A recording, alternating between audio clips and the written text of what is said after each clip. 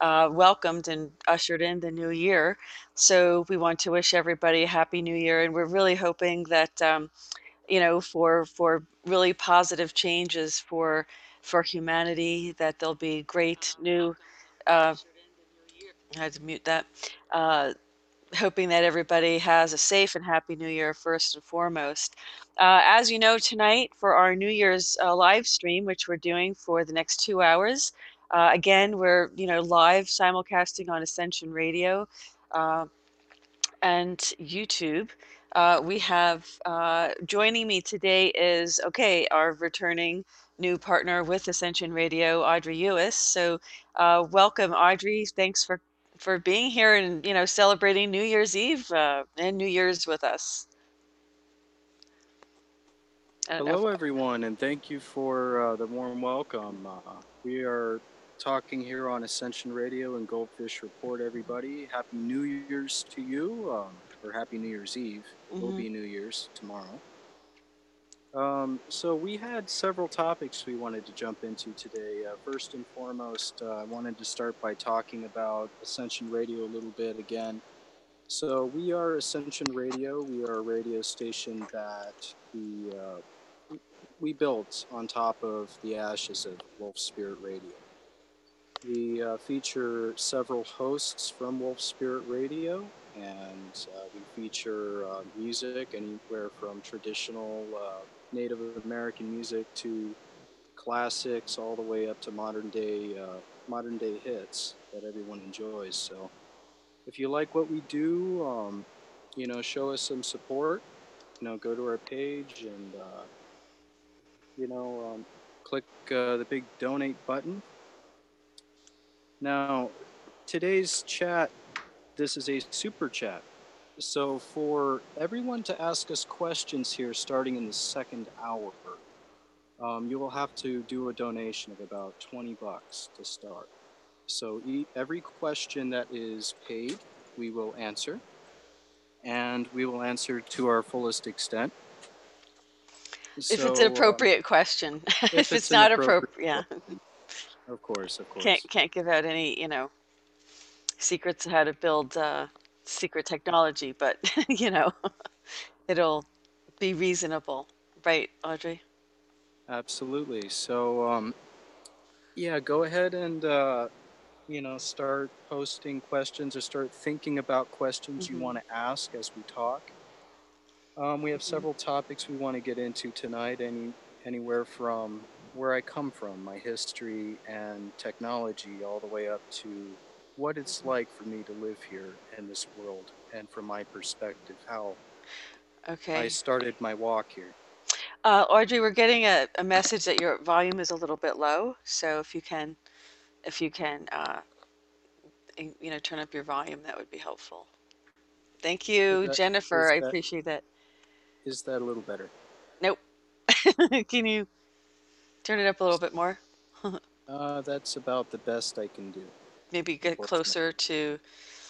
I am literally a millimeter away from my microphone. Wow. Okay, it is a little bit low, so I guess we'll just have to work on that. Hi, everybody. Okay, now people are starting to fill in. We're getting people in our chat starting to fill in. So, again, Audrey was just saying how. Hi, everybody. Happy New Year 2020. Yeah, there's lots of places in the world already uh, already celebrating. So welcome, congratulations to everybody.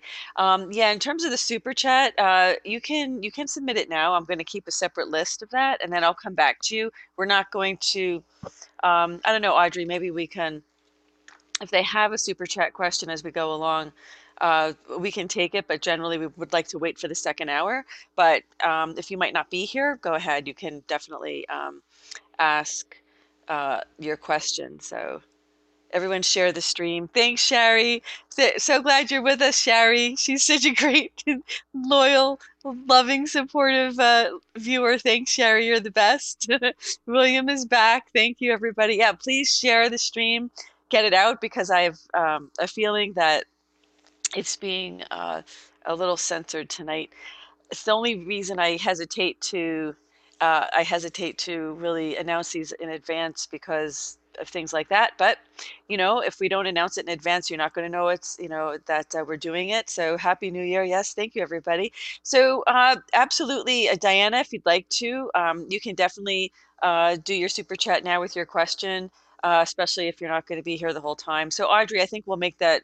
We can do that because if they're not going to be here the whole time, maybe if they can't stay, then we'll do the super chat Q&A as they come in. How about that? Is that okay with We you? could certainly do that, yeah. Yeah, we can be a little flexible. It's New Year's Eve. I have my espresso. I'm okay for now.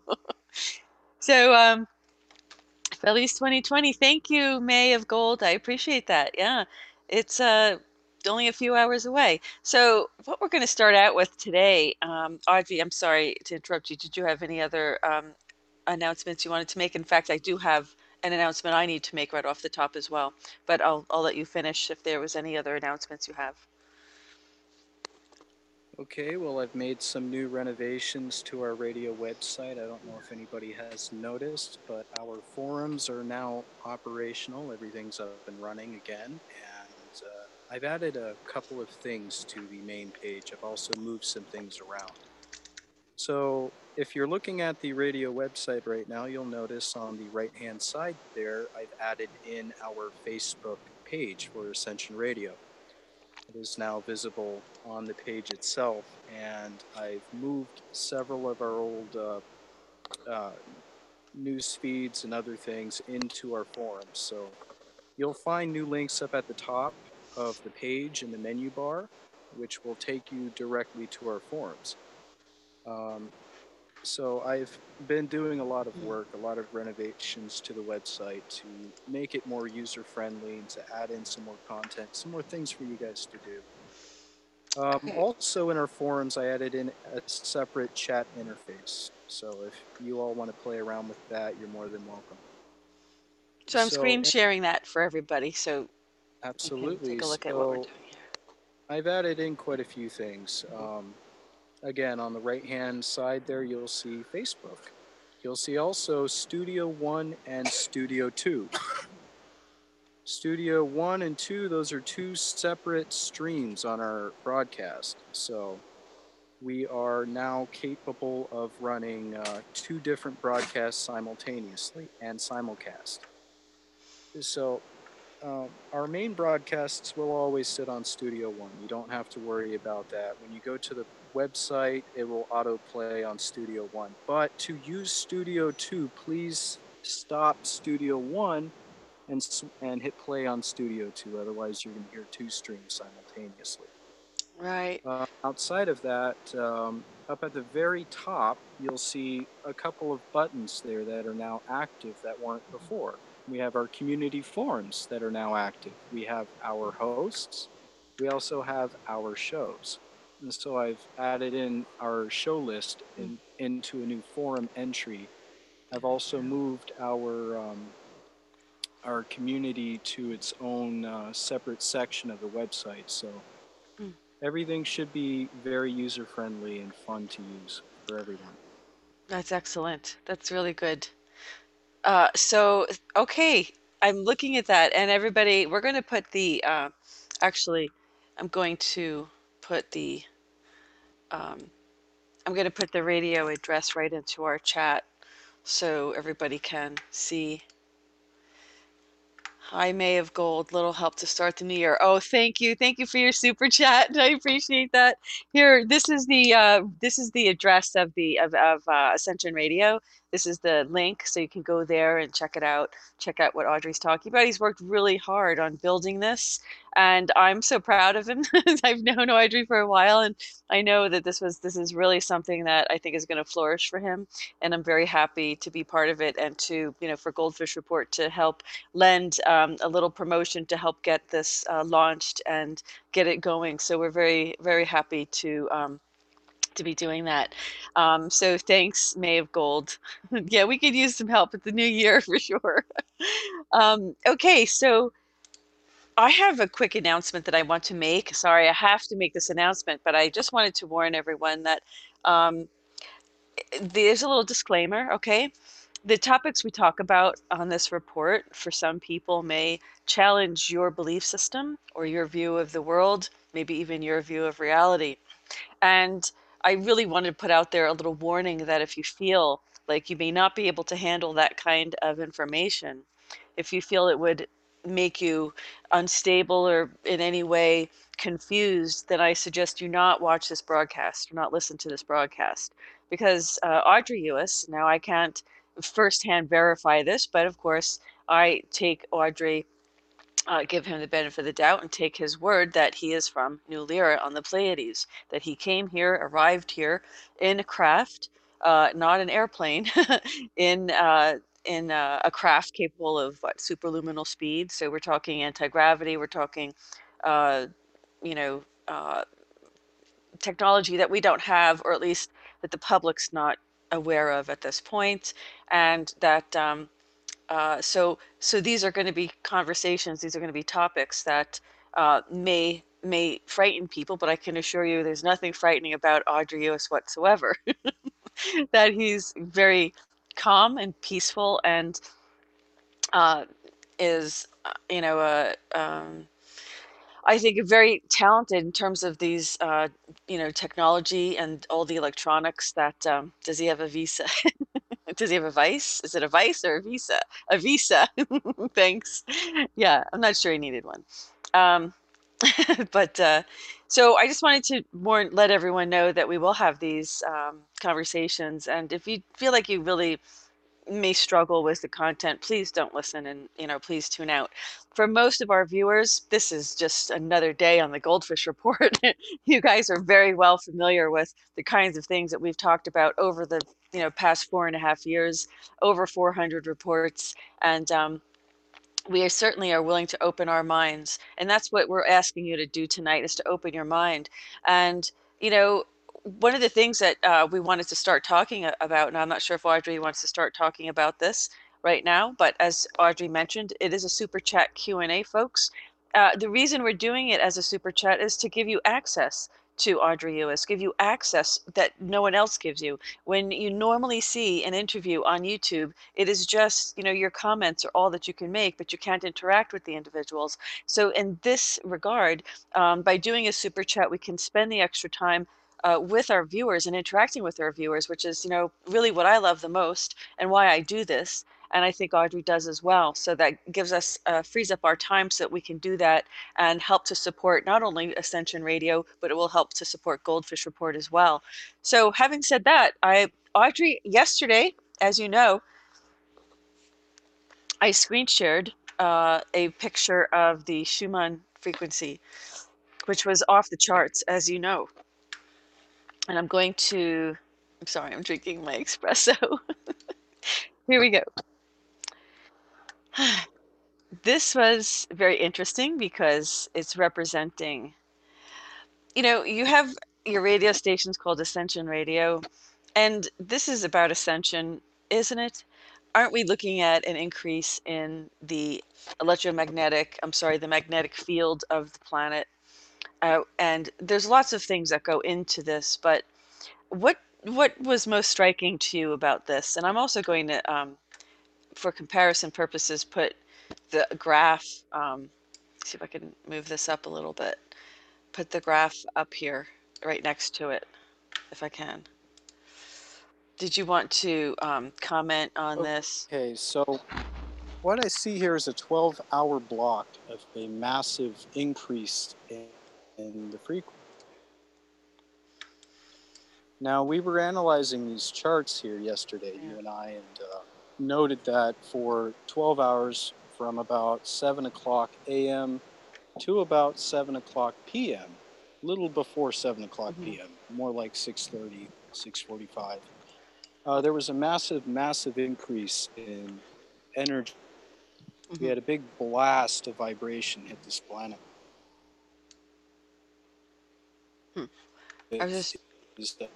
A lot of creative juices were flowing here around the world. People were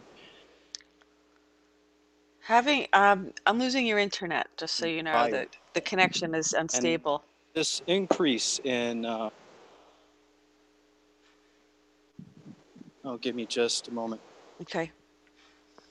We're live, folks, so you know anything can happen while we're live, so just bear with us because we're um, trying to, if a technical issue comes up as we go along, we have to deal with it. So, May, Audrey, blessings. You told you're a Syrian from Cirrus B. Okay. Thank you for that super chat, May. We appreciate your super chat. Thank you.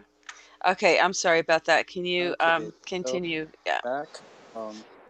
As I was saying, so there was a massive increase in energy. Everybody felt this creative juice flowing through them. They felt happier. They felt lighter. Hmm. For that time period, there was a really big jump in the Yeah. Schumann resonance, and it hasn't decreased here. As of today, it's still holding at a much higher level.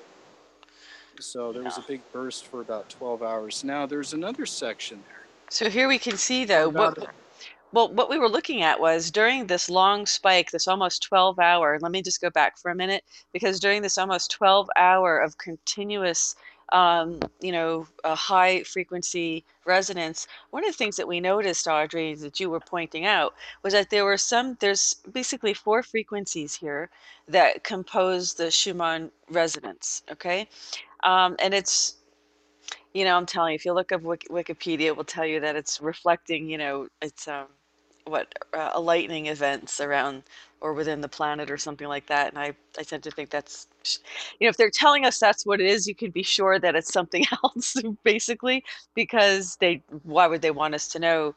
But here you can see in the red, the F3, when all these other ones, when you see F1, you see F2, the yellow, F4, the green.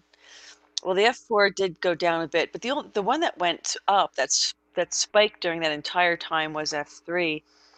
And I don't know exactly what each of these different frequencies represent um, specifically. But it was interesting to note that they all spiked at a certain point when it ended, and of course, they are rising and they are maintaining, as Audrey said, a higher resonance. So, did you want to come? I'm sorry, do you want to continue with your comment?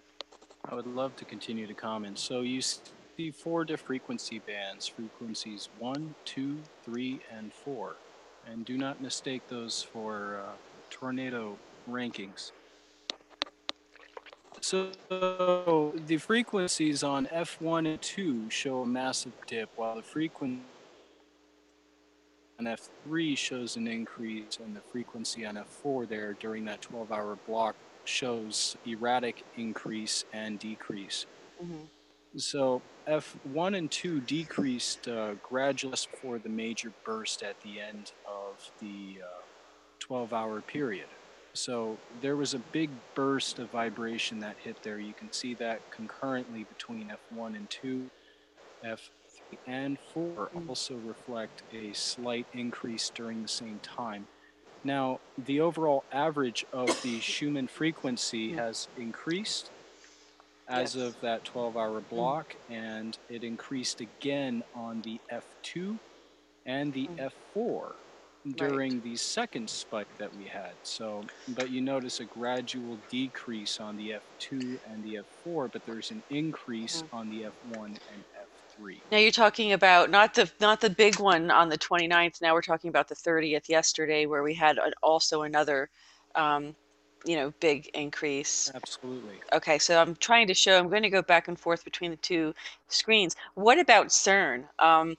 Isn't there usually some kind of relationship with CERN with regard to this as well? Well, this would be an area of expertise for Dan, but what I will say is that if CERN was run, then that would make sense. However, I believe that the Earth passed through a photonic belt during the 12-hour block. Oh. You know, a big, massive gamma increase of energy hit Mm-hmm. the planet, which increased the vibration of the Earth, its atmosphere, and its occupants for that 12-hour block and has sustained thereafter. So, usually, when the Earth is Mm-hmm. hit by such a thing, it results in an increase of the overall vibration of all of the atoms that comprise the Earth and everything within it, including the people. So, everyone during that 12-hour block, including myself, felt a very large amount of inspiration to get a lot of things done. So I revamped the website. I've added in quite a few extra things during that time period. I felt inspired to do it.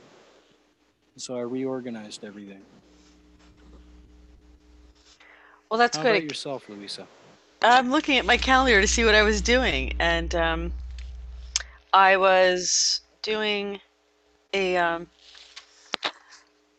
yeah, I was doing my POTUS. I was actually recording my POTUS report very early on Sunday morning. So it was during that time uh, that I was doing that. I did a top 10 or top news stories actually, and then I was pre-recording it. So yeah, I didn't feel like it was, to be honest. I mean, you know, Audrey, you and I know that I'm very sensitive to frequencies. I feel them every single night when I'm sleeping. They're not always friendly frequencies, so I have to say, Todd, thank you so much for your super chat. I see that there. Thank you. Uh, Oh, that's wonderful. And also, right, thank you so much, guys, for your super chats. And, the second hour, we're going to be ready to answer questions from Audrey, and we know that he'll be happy to answer those questions. But as you know, I'm very sensitive to frequency, extremely sensitive, probably more so, I mean, certainly more so than I'd like to. And I feel them all the time. That's the problem. I'm not sure what I'm feeling.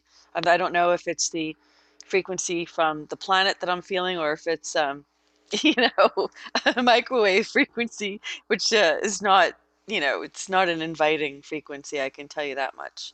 Um, but I was busy. I was actually quite busy though, and I think you're right. I think there is like this cleaning out, clearing out. I can tell you that I felt the same way in terms of wanting to clear out and clean things out as well. Um, I definitely been feeling that way for a few days though. It's the new year, everybody. Come on, tonight is the new year. Everybody wants to start the new year with something. Um, yeah, I know. Audrey, your volume is low, they're telling me. I'm sorry. Thank you. I'm sapient for your comment there. I know it wasn't low in the last interview we did, but for some reason it's a little bit low. I don't know if you have earbuds, Audrey, that might help, but we'll keep moving along. So Audrey, this is representing, and as you said, that overall, it doesn't look like it's a tremendous increase, but it is an increase. So let me just screen share this again so our viewers know what we're talking about. It is an overall increase. So if you Absolutely. see, we're starting higher than we. So if you look at the beginning of the 29th, right? Zero time, Mhm. meaning like midnight, right? On the 29th, it's at 7, I don't know, what would that be? About 7.8, the frequency. And as you can see tonight, as we're speaking, or within, certainly what, an hour ago, it is up to 8. Uh, it's between 8.223 and, let's see, 8 point, what is that there?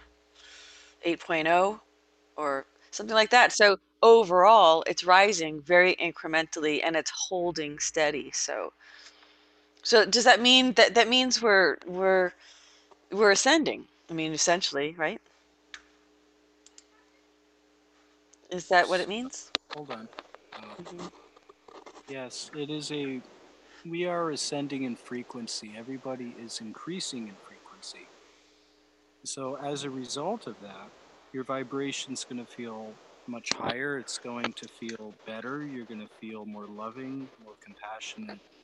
Mm. The high frequencies are always on the higher scale of emotions as well. So you have the low scale. You have anger, you have hate, Hmm. despair, sadness, depression, stress, and all of these other things. But you have the higher spectrum full of happiness, joy, peace, and love, harmony. All of these things are being felt by I should say almost everyone, at least I hope, throughout the world here as a result of this massive increase. Now, again, as Louisa was stating, it may not Yep. look like it was a big increase, but it Hmm. really was. It was a big jump. Can you try to speak a little louder? I know that your volume, you said your volume's all the way up, but maybe you can just be a little louder because I think people are still having a little hard time hearing you. Sorry. Okay, I do apologize. My phone's microphone is not the best. So, Okay. as I was saying though, basically everybody should be feeling a massive increase in vibration overall as a result of the Schumann resonance having increased here Hmm. between yesterday and today. Hmm. So we have been gradually moving into a higher frequency belt, and this is happening slowly, but it is happening now more suddenly because as we cross through these photonic waves out in space, these belts, it's going to periodically kick up the Schumann resonance rather rapidly. And every time it does, people will feel it and they will begin to do a lot more in their day. They'll Hmm. do a lot more throughout their lives as their vibration increases. So you'll heal more. You'll Uh-huh. notice that your healing will be faster. You know, people will begin to heal. Meditation will be Hmm. easier. The higher the vibration and the less stress you feel throughout your day, the easier it's going to be to heal. So make some time for meditation. Make at least an hour or two a day, if you can, for meditation, and try it out. See how well you focus. Let me screen share this chart here that, where did it just go? Oh, here it is. Uh, Let me screen share this for our viewers so you can take a look. Maybe this will help um, to explain what we're talking about here in terms of frequency, and how that's represented in terms of chakras. And actually, this really wasn't the one I shared. The one I share with Dr. Scott Warner when he comes on. I'm going to look for that chart because that Well, reflects a little bit more. But this talks about the aura. And Audrey, if you'd like to explain that, please go ahead. well, every color of your aura has a frequency. So as you can see, red is not so good, and purple is the best. In between, you have your green, that's more neutral. And as you go up in frequency, you have your blues. As you go down in frequency, you have your yellows. So your aura is a direct representation of your vibratory field, the field that you give off Hmm. as your body is functioning. Every chakra in your body is a point of energy. And each of these points of energy are a collection of energy throughout your body generated by different organs in your body. Creates a line of chakras. You have 7 from bottom to top. But you also have hand chakras and feet chakras too that people don't teach about here. So these things allow us to interact with the world around us energetically speaking. Hmm. Because of that, we're able to manipulate the environment around us with our energy. Now, the higher you are in vibration, the more into the purple you are in vibration in your aura, the more you're going to interact with creatures, people, and life forms around you in a positive way. You'll attract more attention to yourself, good attention. Even from people that may normally be negative, they will find that it feels really good to be around you and they don't understand why. It's like a Interesting. moth to a light bulb. Hmm. At night, you notice those moths that buzz around those light bulbs all of the time. Hmm. They don't understand why it feels so good to be around that light. It just feels warm, it feels cozy. You know, Hmm. it emulates to them a form of love. They don't understand it, so they love light. Moths don't normally get to see light at night, aside from the moon and the stars. You know, the moon on a very bright night is usually the most that they get. Moths are nocturnal, Hmm. but when they see a high point of vibration like a light bulb, they are instantly attracted to it.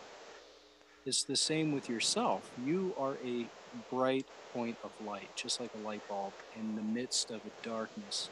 The world is dark, but you stand bright and tall. As you walk through it, things are going to buzz around you. People will gather around you. They will want to be around you. They'll talk to you even if they don't understand why they're talking to you. Hmm. When I so much as, let's say, go to the store or, walk up to a gas Hmm. station or whatever, I find that people like to talk to me. They randomly start talking to me. They don't understand why they're doing it, nor is their Hmm. conversation generally one that they understand. They just want to get to know me. And it would be the same for all of you. The higher you vibrate, the higher your vibration is, the higher on the scale it is, the more people are going to want to be around you. Can you see this one that I'm So, sharing here, Audrey? I changed, excuse me for interrupting. absolutely. Yeah, Go ahead. okay. No, this is from David Hawkins, and this is the one that Scott Werner talks about all the time. And yeah, so when you're vibing high, we'll just call it vibing high because that's what it is. People who are you either vibe together or there's either a harmony or a dissonance, and we can talk about this with regard to music as well. I mean, nobody likes to listen to a dissonant chord on the piano, or they want to hear harmony. They want to hear things that resonate together, like a third and a fifth, interval. A chord, in fact, that's what they are. It's a third and a fifth, two thirds built on top of each other, and so which would be a sixth, but it's actually because it's not a full third. It's two and a half steps.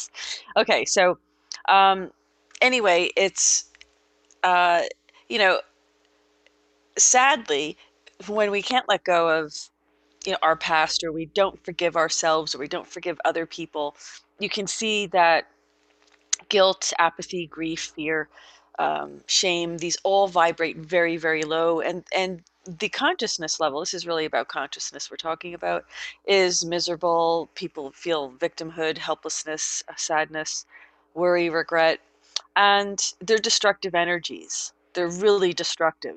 They're very bad energies to have. And it's not to say that, if you lose someone, you shouldn't grieve them. I mean, but you shouldn't linger in that grief for a long period of time. That's not healthy.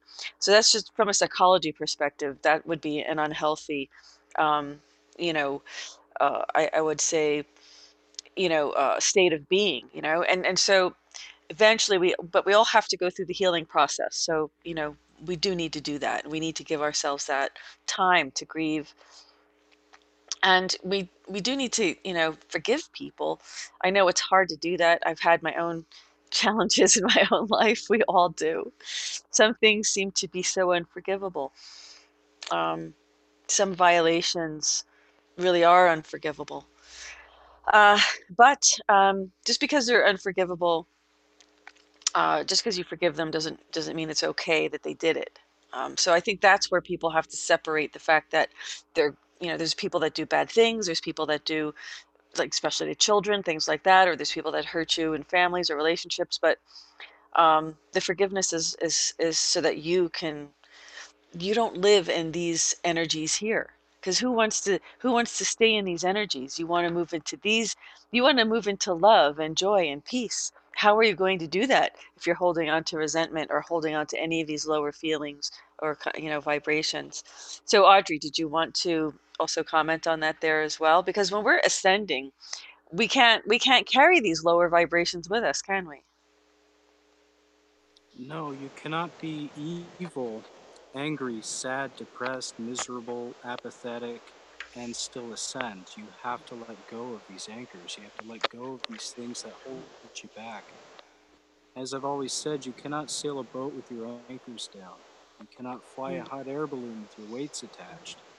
If you want to fly, if you want to sail, you mhm, have to let go of the things that are holding you back. So, those in power right now in the cabal, they hold a lot of negative energy in them, mhm, evil energy, even. They have evil intent towards the world, which is why I'm not afraid to teach these things. They can't mhm, use these things to, let's say, ascend and break through the gates of mhm, Haven. It's not going to happen.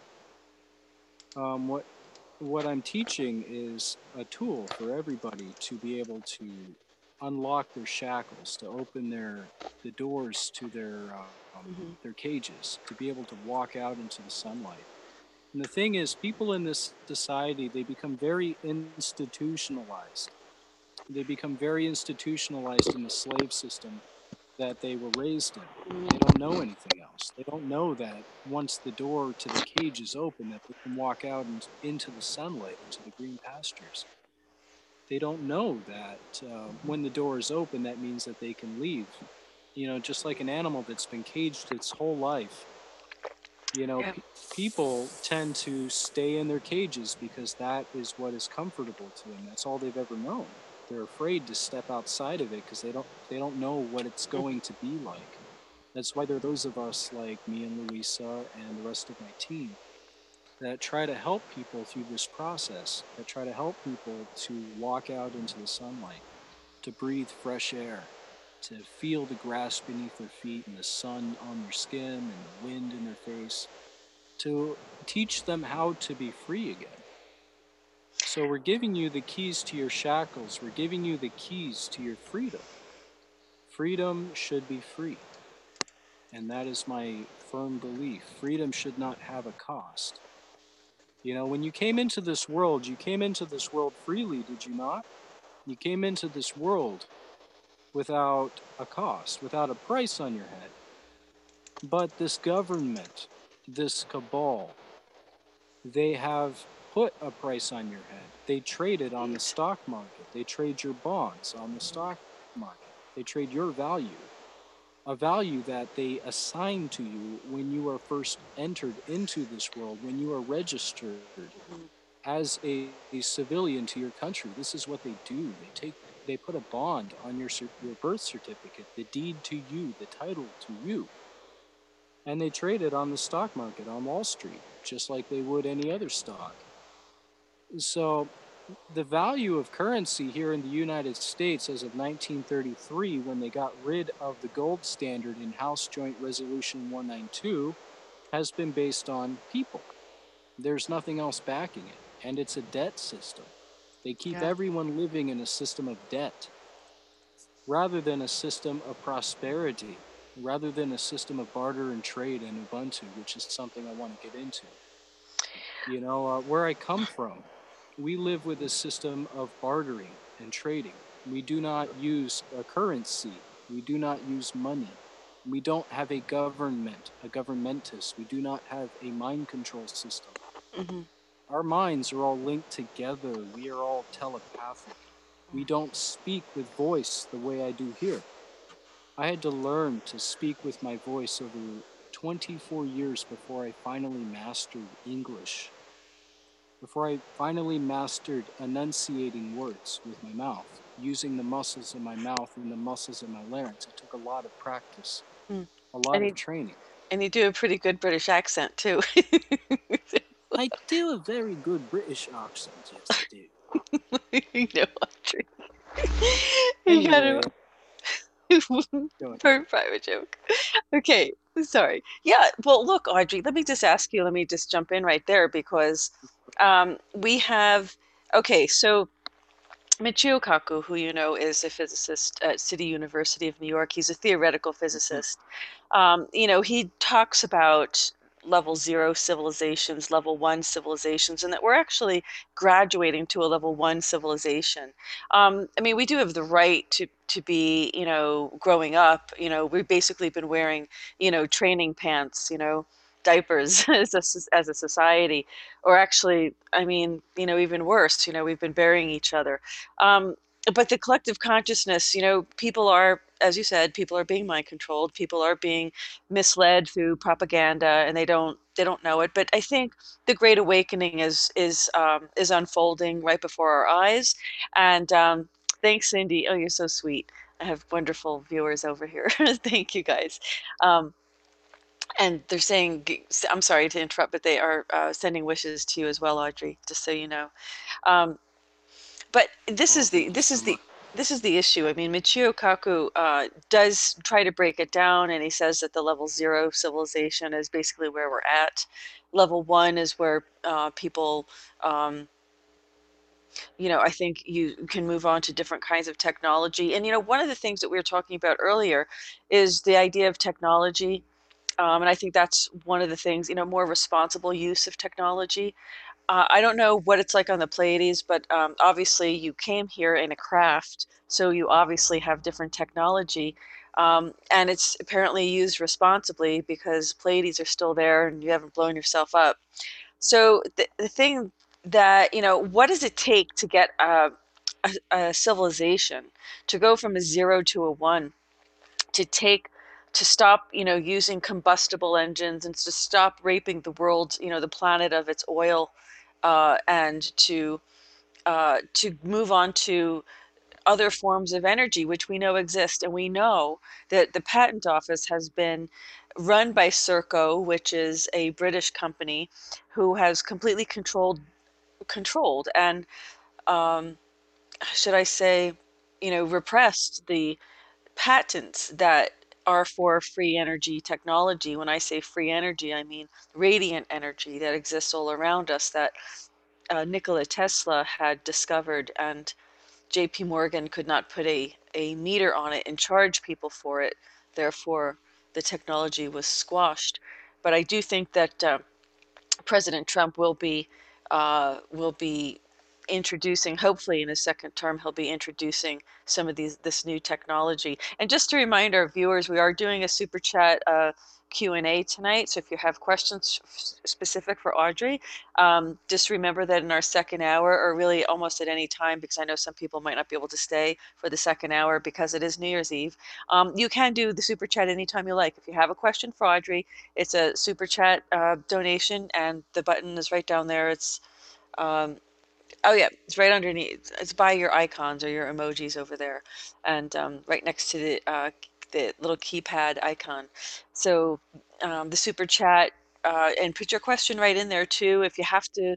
Um, if you have to add another question, sorry, if you have to add another uh, text message for your question, go ahead. But I'm keeping track of them, so it'd be fine. So anyway, Audrey, what about the idea of technology and I mean, it's painful. It's painful being Yeah. here, you know, Well, I, waiting for us to wake up. well, I had a very simple answer for you, and what it takes to go from a zero to a one is Mhm, true empathy and telepathy. mhm, Imagine if everybody here was connected mentally to each other. All of your thoughts could be heard by everyone. Imagine there would be no more lies, no more deceit. There would be no one hurting another individual. You wouldn't hurt your brother and sister. You wouldn't hurt your friends and family. You wouldn't hurt those that you were allies with because hurting them would hurt you. mhm, Imagine being truly empathic to the environment around you, every insect, every plant, even the air and water that you drink and breathe. Imagine being truly empathic to everything, the plant life around you, the forests. All of nature is connected with you as well. Imagine having all of that connected to your mind through your third eye, and then tell me that you would want to hurt the world around you. This is how you go from a zero to a one, is by opening your third eyes, all of you becoming connected, all of you becoming one. Now, we have in the universe what we like to call the law of one. Everything is one, everything is the same, everything is connected. I wanted to do a broadcast on loneliness because a lot of people in this world, they feel like they are alone. They feel individual, they feel separated, they feel divided, mhm. they feel abandoned, even forsaken.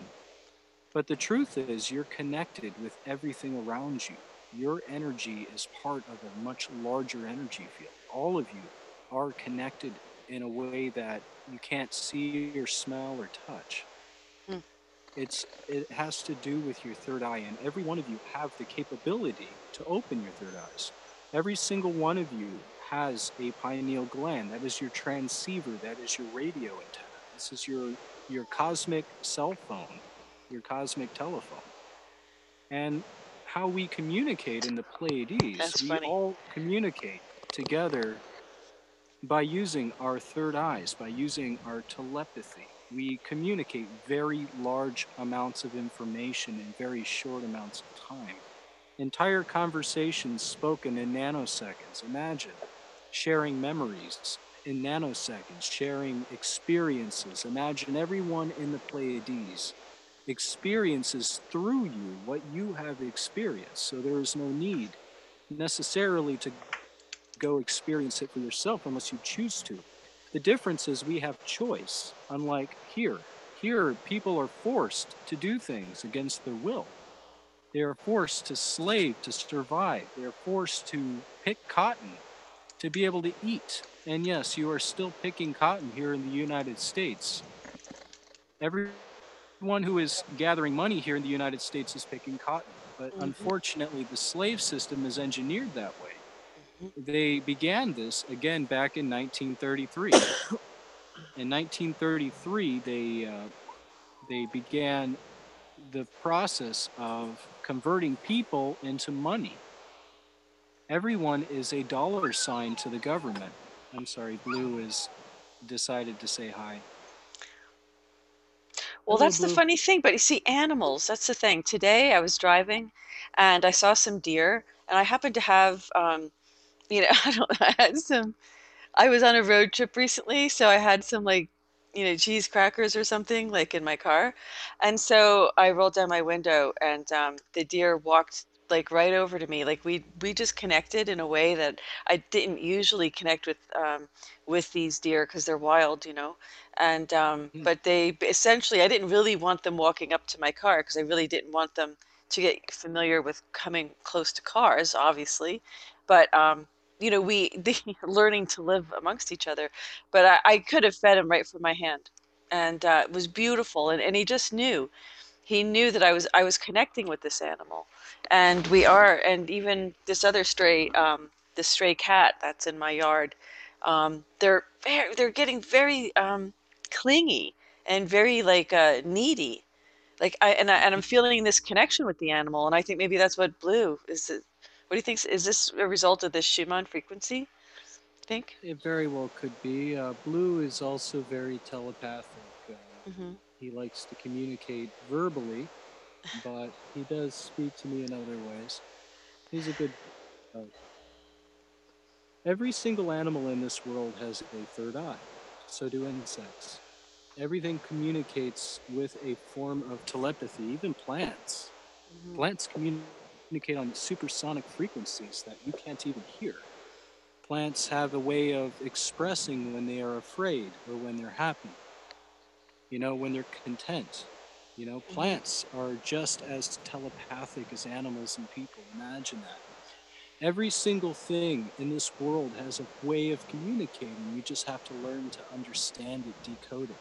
Yeah, have to learn their Everything, language. yes, the languages here are very diverse Hmm. between all creatures and all plants. Every single thing that breathes, walks, grows, everything that lives, even things that you may not consider living, rocks, even have a consciousness. Everything has a consciousness here. So, when you really look at how diverse and alive this world is, why would you want to destroy it? Why would you want to drain the oil out of it? Why would you want to terraform this planet to the degree that it has been, replacing the ground with asphalt and concrete? How inefficient is that? That's truly inefficient when you look at that. But the thing is, because this is a level zero society, unfortunately, you have a lot of destruction to this world because people still don't understand just how alive everything is. People don't feel that connection. So when they, let's say, tear up a forest, they don't feel any consequences, not immediately. When they destroy an entire habitat, they don't feel anything because they're not connected to it yet. But imagine if everybody were. Imagine if we could flip a light switch and immediately wake up everyone's third eyes. What would happen to this world? There would be pandemonium to start. There would be a little bit of chaos, but then everybody would learn to get along. Everybody would learn to live in harmony Hmm. because that would be the only way that you could live. But it's not a bad way to live, and it's not a form of slavery in itself. it's a form of connection and unity. Is this not happening right now, though? I mean, is this ascension going to wake up our third eye? I mean, we know that we've been really attacked. Our third eye has been attacked through fluoride, fluoridation of water, calcifying the pineal gland, and lots of other things that do that as well. What's the chances of that be? Let me ask you something. Go What ahead. are the, how can you decalcify it? Does it ever, is there a point of no return? How do you know if, how do you know if there's a point of no return? How do you know that you've not, it's not like a solid rock at this point and you can't really benefit? How does somebody know whether their third eye is working? What happens? Could you explain that? What does somebody Well, the feel? very the very first stages of your third eye opening, you start to feel what others feel around you. The very lowest stage is empathy. This is the very beginning stage of your third eye opening. When you start to connect with others' emotions, let's say somebody is really super happy around you, you suddenly feel that happiness. Hmm. You know, if somebody is really sad around you, you start to feel very depressed. Or if someone is angry, you start to feel angry, but you don't know why. You actually feel like these feelings are yours, but in fact they're the other individuals around you. You know, when your third eye is beginning to open, you start to notice these things. You start to feel what others feel. Hmm. You start to feel what others feel. You start to feel what their states of mind are. But if you learn to differentiate your own feelings from theirs, you start to acknowledge your telepathy. Hmm. Once you start to hear thoughts, I'm sorry, Blue is talking. Once you start to hear thoughts from others that may not seem like they're yours, maybe you have an idea that pops into your head and Hmm. somebody else announces it around you, you're actually picking up on their brainwaves. You're picking up on Hmm. their thoughts. Maybe he has to go to the bathroom. Perhaps. Do you think he needs to go out? Well, at the Yeah. moment I move my hand away from him, he starts to bark. Okay. He really wants my attention. Carol Whitmire, thank you for your super chat. Carol, if you have a question for Audrey, please go right ahead because we are doing super chat Q&A tonight. So thank you for that. So let me know when you have a question for Audrey Ewis. Yeah, so it's interesting because I'd like to hear from our viewers who are in the chat too about what their experiences have been like regarding their third eye, regarding you know, uh, their ability, to have telepathic communication. Have had some pretty interesting experiences myself.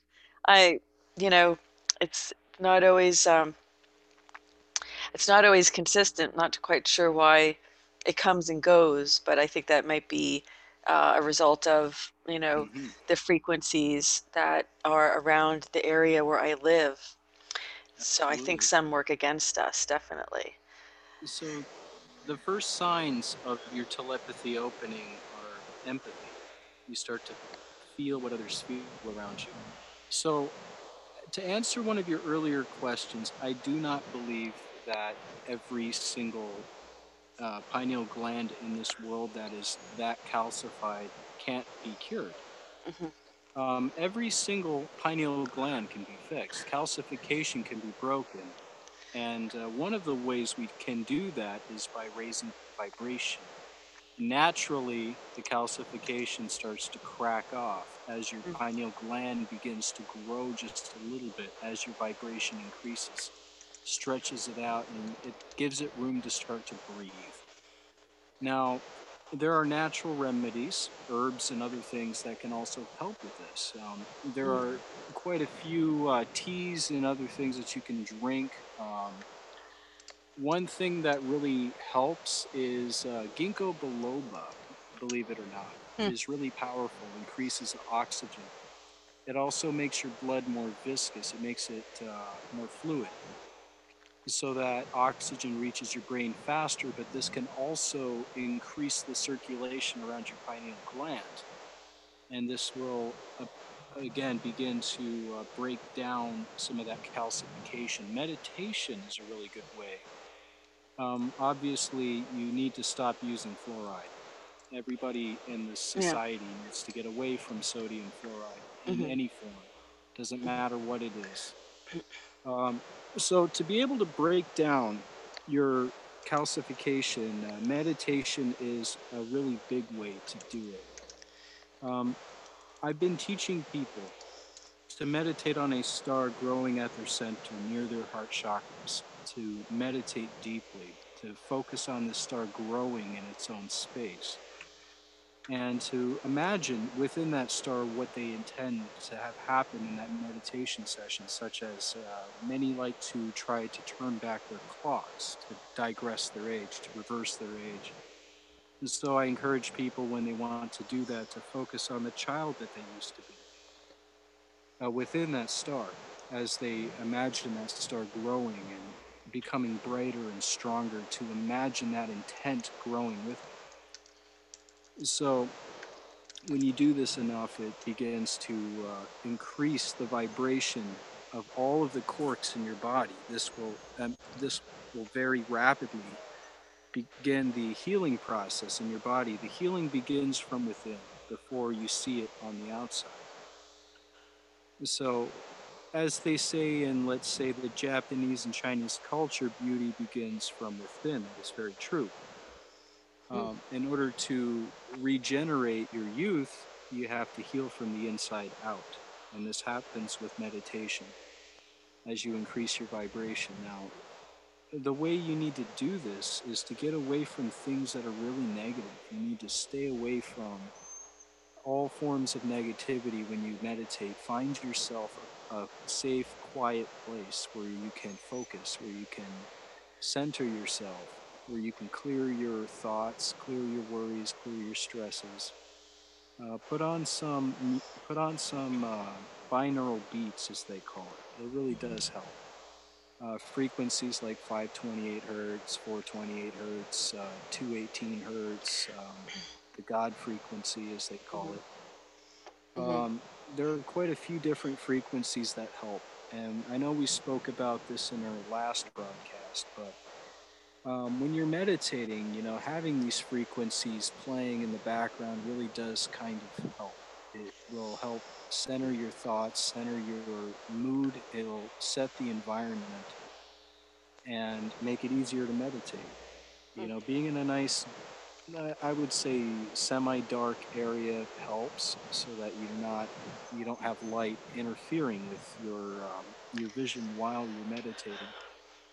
So this really does help. And then finding a position.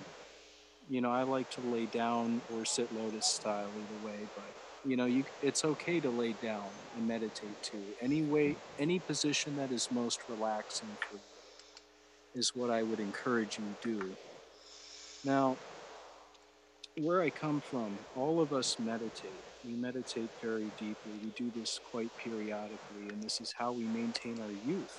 This is how we maintain, our lifespan. This is how we reduce the chance of us aging prematurely, like everyone does here.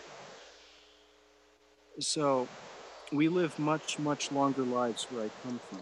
We can live up to close to 2,000 years just by meditating, by healing our age, by reversing our age and healing ourselves of our Hmm. ailments through meditation. We also have devices, healing pods, is that's the word I can use to describe it, that increases the vibration in your body artificially and holds it at a high level. It's like meditating without meditating. This will keep your vibration up really, really high and Mm. allow your body to heal very, very rapidly. It cures everything. I Um, have questions. I'm sorry to interrupt you, but just yeah. when you're ready, I have questions for you from Carol Whitmire, who Okay, gave us a sounds super great. chat. Okay, Absolutely. let me know So when you're ready. let me continue. So Yes. anyway, I really wanted to get into our society a little bit. I wanted to get into where I come from. Wanted to talk a little bit about what it's like to stand on Lyra, what it's like to be on the planet. I actually sent you a diagram along in Skype along with a picture of Ariane Haas's arm. Hmm. And I want to explain a few things. People have been asking me quite periodically what those symbols mean on her arm. Now, Okay. I've gone ahead and translated some of them for you. The symbols are very multifaceted. Our meanings in our language are very multifaceted, multidimensional. However, when you look at it from our perspective, when I put this into a diagram to show you how these layer, Is this what you're uh, referring to, Audrey? that's number one. And I sent you another one. So those symbols there that you see on Arianhas's arm, there are quite a few of them. I want you to go ahead and let's see, the first one, two, and the very last one I've translated for all of you, three of them in a layer. So go ahead and show that diagram. Yeah, I don't think I have that diagram, to be honest with you. I don't, Oh, no. it's in your Skype. Let's check it out. Let's see if I got my Skype here. Yeah. Um, I don't think I had that diagram actually. It's While in yeah, your Skype. I'm going through Skype right now just to look. So I Yeah, have to you go should back be quite a able. ways. Okay.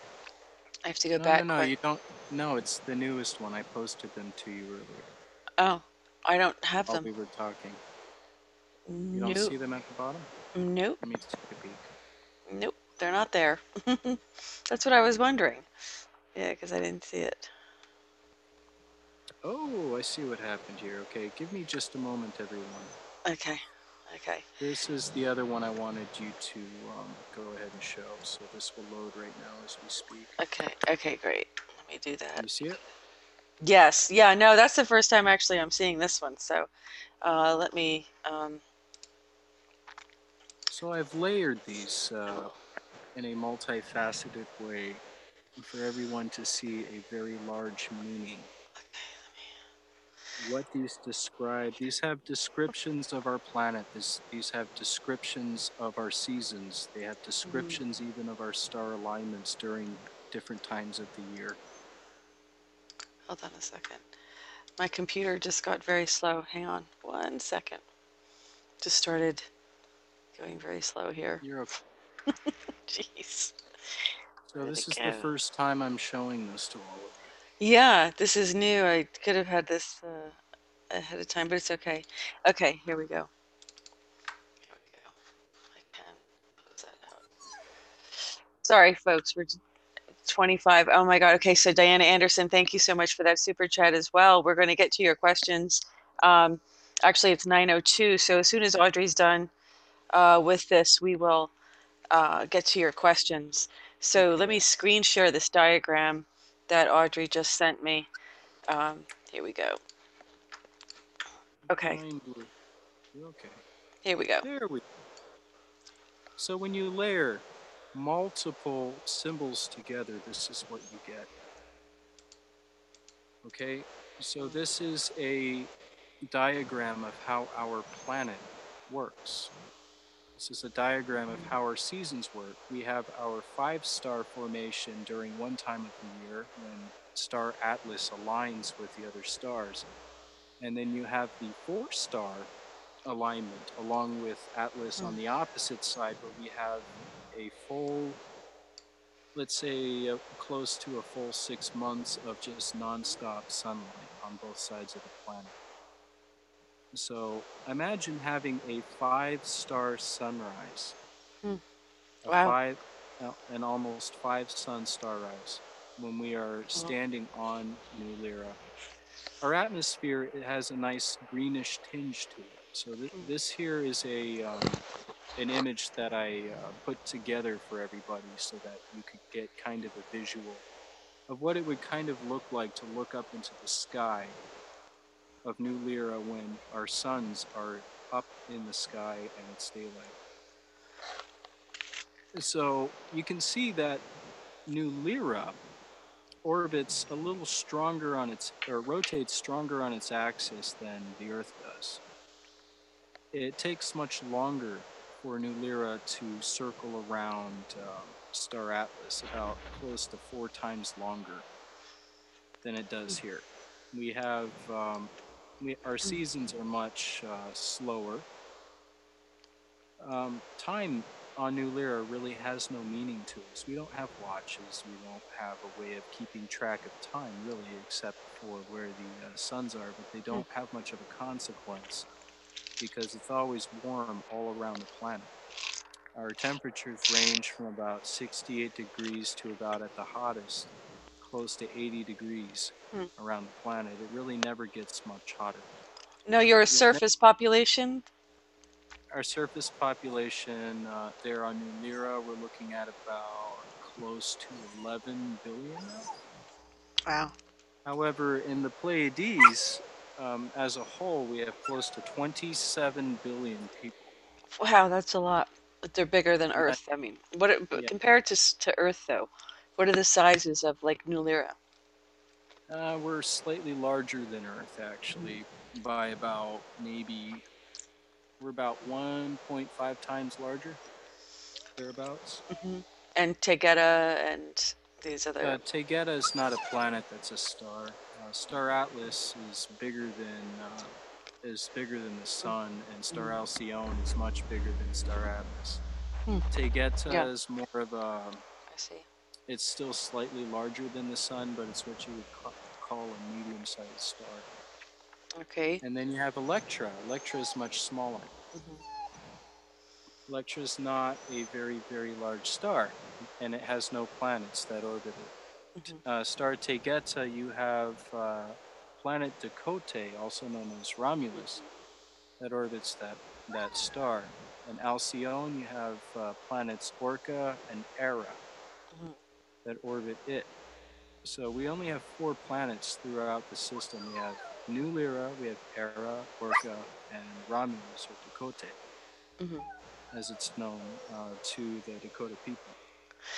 Okay, I'm going to stop screen sharing for just a minute because I just want to check on everybody in the chat. And we also have, we're getting a lot of super chats. Thank you so much, Diane ODD, for your 49.99. That's wonderful. We have lots of questions. Sorry to interrupt, Audrey, but can we get to some of the super chats? I hate to interrupt, but we can come back to that because Let's we are in the second hour. Unless you can move.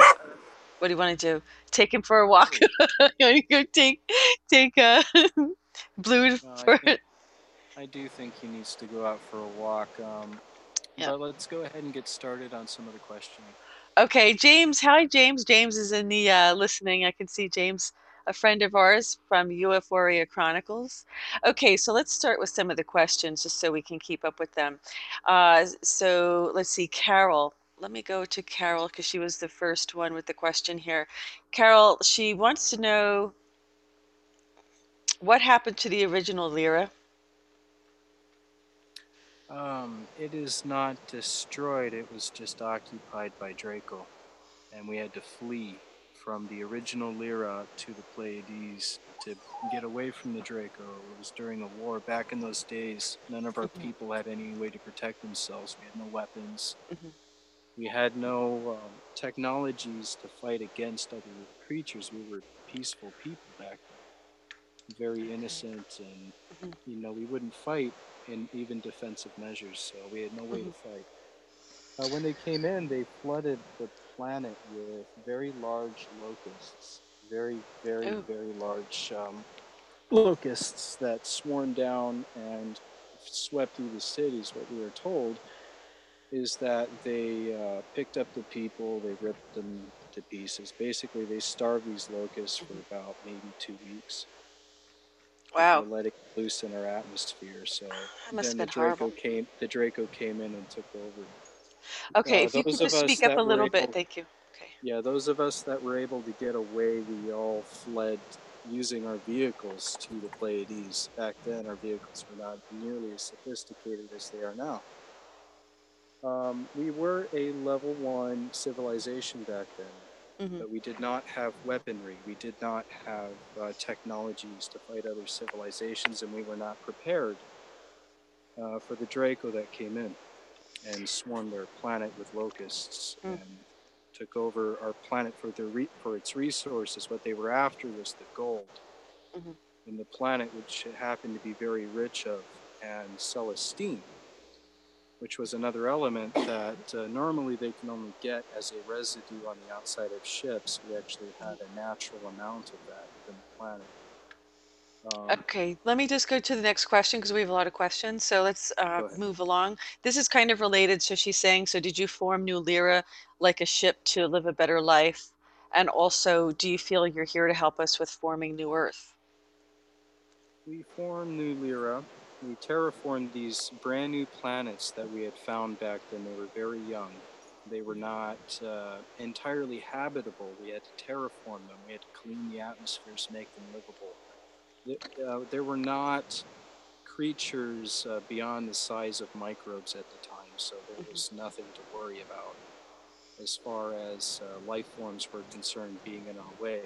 mhm. We terraformed these planets and made them clean, made them livable, um, and the planets are still growing, just like Earth did back in its day. Earth started out much smaller and began expanding and growing from the inside out, which is how it created Hollow Earth on the Okay. inside as it was expanding. Hmm. Stretched the outer shell, creating the continents the way they are now. The same thing happens and has been happening with all of our planets there in the Pleiades. Even to this day, the planets are still growing. They're very young planets. There are a lot of earthquakes that happen there, Hmm. but we combat that by having a lot of our housing there as ships. We actually just float above the ground that avoids earthquakes causing havoc to our homes. Hmm. So we live in our ships, most of us.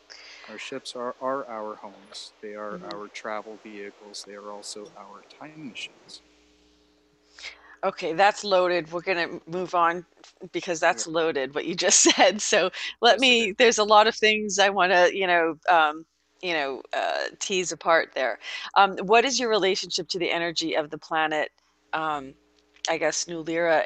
We had interviewed Randy Kramer back a couple of years ago where he talked about the fact that the Schumann, like we are intrinsically connected to the planet, and Hmm. other planets have different frequencies, and it makes it hard for people uh, to live for long periods of time on other planets if their Yes. frequencies are not in sync. So she wants to know about that. I had to adapt very heavily to the frequencies here. When I first came here, I felt very sick. I felt very drained. I felt tired. The energy here felt like pandemonium. The vibration was so off with this planet, more so because of the frequencies broadcasting in the air. We're not used to having radio frequencies bombard us and cell frequencies bombard us on a daily basis. When I first came here in 1972, we had a lot of radio waves here. Then they had the advent of cell phones by the late 80s, early 90s, and mid 90s, with the brick phones and otherwise flip phones by the early 2000s and Wi-Fi at, at the very end of the 1990s. As all of these frequencies have been added and all of these types of radio waves have been added to what was already there, I've had to just learn to adapt to it as much as I can. It makes it hard sometimes Mhm, for me to meditate when it's really, really heavy in the air. But I fight against it. I use frequencies, I play frequencies and meditate to them when I need to mhm. meditate and just center myself. So it took a lot of adaptation. I had to evolve a bit to be able to handle and tolerate the frequencies, but they are still heavy on me here. To this day, I've just learned to handle it and Well, tolerate it. Go I ahead. think I think what's really interesting about that is here's your initial photo when you arrived. And I'm going to Mm-hmm. screen share this. You certainly, no offense or Go anything, ahead. but you definitely have aged since you were here, since you first arrived here. And No. I mean, but is that part of it? So this is the photo of Audrey Lewis when he arrived here. This was what, 45 years ago? Mm-hmm. And you only look like you're, no offense or anything, but he still looks really young. He still looks like he's like 23, 24 years old, and he's not. You might want to tell people what your age is. what your real age is. Go ahead and put up Go ahead and put up one of the newer photos. Yeah. So take a good look at this, folks. Take a really good look at this image here. And then, I mean, it looks like a baby. He looks like he's 5 years old. Beautiful, right? Look how beautiful it is. And let's put up, well, actually, you have one on Ascension Radio. Um, and then we're going to Go go ahead. to a question by Diane Odo, who has put a super chat in there as well. Thank you for your super chat, Diane. We're going to get to your question next. I'm going to first put up a photo of Audrey Ewis now. Um, and you really look like you're 24 years old. You're really funny, which is good. I mean, who wouldn't want to look 24, right? So, and this is Audrey Ewis now. This was from You Up at Standing Rock. And very, very interesting, though. I always tried to get Audrey to smile, if ever. Audrey, except I just need to show you some eggs. Watch those eggs. Inside joke. So here's, remember? Yes, I do. Yeah, we have, so what did you explain this photo? Why you Yeah, that wanted to was a show? picture of me up at Standing Rock. Mhm. Actually, I was in the van there with Dan when I took that photo. You might want to tell people who you're referring to. Dan. I know who you're talking about. Dan McBullen, yeah, Sergeant Dan McBullen III. hmm Yeah, they called him Apache Dan up at Standing Rock. Right. So let me move to the next question because we have another good question from Diana. She says, what is your belief or opinion of Jesus Christ and God? And by any chance, was Jesus a Pleiadian? Wonderful question. Yes, he was, and we believe in a much higher creator, yes. hmm We don't follow religious dogma so much. Our people certainly don't know of, let's say, the Bible here or religion. We don't divide on religion there. We know of a creator, yes.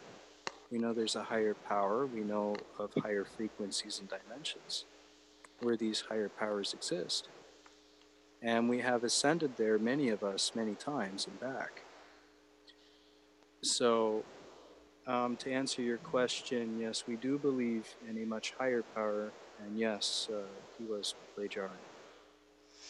Okay, and we have another super chat from Nigar Sultana, and her question is, if you, a 1400-year-old, looks like a 10-year-old, how old do 10-year-olds actually look like on New Lyra?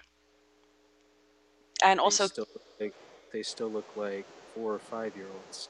they still look like 4 or 5-year-olds. And also, can you tell where she is from? Now, it's going to be tough because I don't know if you he can't see the chat and he can't see your photo, so I'm not quite sure if he can Maybe tell that. that's a question I can answer in Chitango chat a little bit later, if Okay, she's willing to go to our radio site. let me see if I could pull up her. Yeah, I can't get your picture up high, in high enough resolution. If you want to send it to the Goldfish Report at gmail.com, I can pull it up and see if Audrey can tell. That's an interesting question, though. So thank you for your super chat and thank you for your question. If you can send that to the Goldfish Report at gmail.com, your photo, Audrey, are you able to tell whether these people are Pleiadian or where they could be from? Well, just by the name, it sounds like she is, but I would need to see the photo to be able to let her know Okay. specifically which clan she is Okay. on the planet. And we know I'm not from here. God help me. Um, just making a joke. Hmm. Yeah. So I think I've been to a few places. Yeah, someone had asked about Winston on here. Um, Winston, was unfortunately picked up by U.S. Marshals, and he's uh, he's being held. incarcerated, you can say, uh, in what is described to me as a FEMA camp, actually. It's very sad. And it's at the Goldfish Report. Here, I'll put the email in here. Yeah, there you go. That should do it. Yeah. Um, yeah, and so I did hear that it's possible that the facility may be closing down, but we'll wait and see. But it's a little bit sad about that because one of the viewers typed in there a question about Winston. Right, none of us are from here exactly. I mean, look, I mean, who would come here willingly knowing what we're getting into? There had to be we all had to be in some kind of higher dimensional, vibration in order to be like, "Oh yeah, let's go help Earth." And then we're like, "What did we get ourselves into? This is crazy." Hmm. I don't know, Audrey, if you've ever had any second thoughts about I know your purpose for coming here was to go visit someone, as you Adama, said, yeah, Adama and Inner Earth, right? yes, and Talos. Yeah. That And was our destination. We didn't quite make it there, but mhm, I do plan to eventually make it down there here pretty soon. But anyway, my opinion of being mhm, stuck here, I can say with certainty that it's not the most pleasant experience, but I wouldn't trade it for anything. Being among mhm, these people, it's been an honor. It's been a true honor to be among all of you, to be able to interact with you and help you and mhm, guide you and teach you. It's been truly an honor to be here. So, despite the pain and suffering I've had to endure, I've endured it with all of you mhm. along by your sides. I've suffered your suffering. I've lived your slavery. I've worked in your slave system. You know, I Yes. was a good little slave for the longest time here, learning how to walk and talk just like any one of you. I've suffered your suffering so that I could understand it, so Mhm. that I could empathize with it, so that I can say with certainty that I know how you all feel to be here. I suffered your suffering because I had to, and I still suffer it with you to this day. But having done so, I can teach others back where I come from what this planet is like and how good these people are. Because when I first came here in 1972, the very first people I interacted with weren't so kind to me. And if I used that as my only impression of this world, I would say this world was hopeless and heartless. I would say that no one in this world deserved to have our help and our guidance and our teachings. I would say at that time that this world deserved to be vaporized, out of Vaporized. mercy. Wait a minute, vaporized. I mean, are you talking about like in in Star Wars with what was that planet? No, I'm, Aldebaran? talk- I'm talking about with a pulsar cannon. Yeah. However, having lived this suffering with all of you, I've learned to love every single one of you. I've learned to understand all of you. I've learned so many things from so many people. I've learned to understand what it's like to live in a slave system. And I wouldn't take it back for the world. I wouldn't take any of it back. Knowing what I know now, if I took this knowledge back to myself in 1972, I would say this world is full of hope, that there's love around every corner if you know where to find it, that this world is worth saving. I Mm, would say now that this world needs to be saved, yeah. that these people need their freedom, and they should be free to come and go as they please.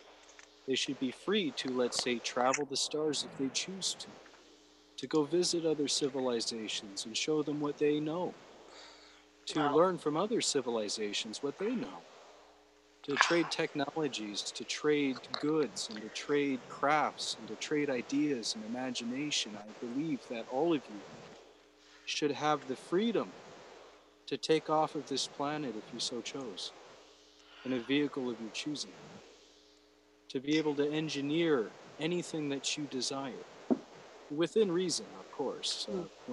We don't need to engineer more weapons. I think this world is full of them. Yeah. However, technologies to travel, Mm. whether it be through space or time, to be able to travel where you please, when you please, to be able to do what you want to do and go where you want to go. That's what I believe this world deserves. It Well, deserves freedom. let me And let me what screen. I, Oh, go ahead. sorry. Go ahead. No, no, no. Well, I'm going to Oh, screen share an image, and you can talk about it if you want. This is not something people are used to seeing. This is published on space.com. This is a mhm. landslide on Mars spotted from space, an amazing NASA photo. Notice how it's not red, folks. The So, planet never was red.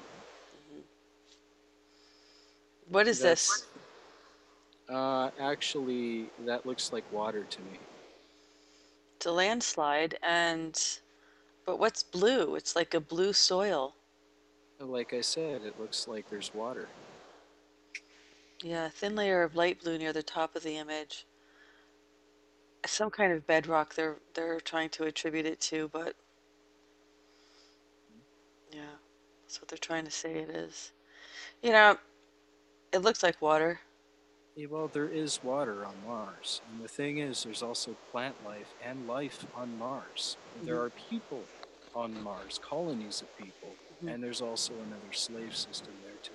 Right, And the right. thing is, people believe and have been led to believe that that planet is desolate, that it's a dead wasteland. Do you want to know what they say about us here? They say But that Earth is a dead wasteland. They say that Earth is full of well, radiation and unlivable. That's what they tell them there on Mars. wow. So here's an interesting picture of Saturn. Space.com is trying to highlight how wonderful Hubble is, but it never turns around to take a picture of Earth. How interesting is that? Here is Saturn. This is one of the most recent photos of Saturn from Hubble. Why can't Hubble just turn around and take some of these wonderful pictures of Earth? Why do we have to have, as NASA admits, composite photos of Earth? Why do we have to have Right? you know what I mean? Do you know the answer to that? Well, they led people to believe that Earth is a perfect ball. They led people to believe that Earth rotates at a specific speed, and they also led people to believe that Earth goes in a very elliptical orbit. The truth is that the Earth is not perfectly round. Hmm. In fact, it kind of resembles more of a I want to say like a pear, but not. It's more oblong on the outer side and the Hmm. middle near the equator than it is near the top and the bottom. And this is what people have not been told. The Earth is neither flat nor round. It is a bit of both. Okay, And the we have thing is, some. Oh, sorry. it's also hollow. It is not solid. Right. The Earth has an inner Earth, and there's an ecosystem inside of the Earth as well. Now, this is a topic I would love to get into, maybe in another show, is Hollow Earth. But I do think we Hmm. should split the show into maybe a 2 or 3 part series, because I still have more I would love to talk about where I come from. Right, and I really do enjoy the fact that we have viewers who have questions for you. We have another question here. We have May of Gold. Thank you for your super chat again. This is Audrey. I have stage 4 cancer and I'm treating natural. Do you think healing tech will come this year for me? I'm working on it. I'm really working on trying to see if I can get technologies here, or at least even get the resources to be able to build them, to be able to start helping these people, to help all of you be able to cure all of your ailments. The one thing that I can suggest, at Can you least for speak the up a time little? being, You got I to said speak up. Sorry. the one thing that I can suggest for the time being for Hmm. your cancer right now is B17. Ooh. B17, you need to take baking soda and water. So 2 parts water to 1 part baking soda, however large your cup is. Drink that every day to help oxygenate your blood. Increase your pH level Hmm. and make sure that you are taking B17 and you want to take CBD oil. All right, take What those things for percentage? about What highest percentage? percentage, the highest percentage you can get. And I would take it every day. Okay. Do this for about 1 to 2 months, and I want you to meditate. Okay? So after you take it, I want you to meditate on a star growing at your center near your heart chakra. And I want you to imagine your body in its most perfect state. You have to speak up, Audrey. I'm sorry, but this volume is so low today on this uh, broadcast. Don't know why. I have no idea why it's so low, but I want you to imagine your body in its most perfect state when you meditate. Okay? So I'm going to review this again with you. B17, Right. baking soda, so 2 parts water to 1 part baking soda. Okay, make sure you mix those together very thoroughly before you drink it. CBD oil, the highest percentage you can get of it. Take take about, let's say, about anywhere from 4 to 6 major drops of that a day. Mm-hmm. Okay? And you put it under your tongue and let it soak.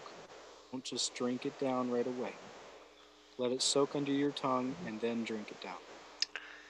Make sure you drink nice distilled water that is not from the tap. Mm-hmm.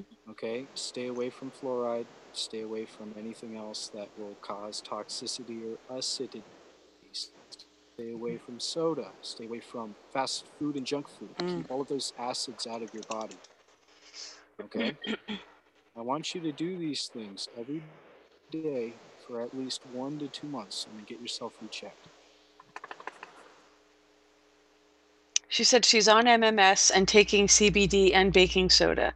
That's good. I would also, yeah, I would also check in with Scott Werner too. He had cancer and he cured himself of cancer as well. Some of this has to do with parasites as well, having parasites in our Yep. system, doing parasite cleanses. And but Audrey was right about uh, your pH level. I mean, these diseases can't survive in alkaline environments, most of them. So the more alkaline your system is, um, they thrive in acidic environments.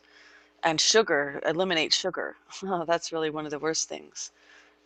That's really one of my New Year's resolutions. I'll tell you, folks, does anybody have New Year's resolutions out there that you might want to notice? You might want to put into the chat because this is the day to talk about it. We really need to cut out that sugar because, Audrey, I think the research is showing that the sugar feeds these cancer tumors. Isn't that right? Absolutely. I don't eat sugar at all. I stay away from sugars.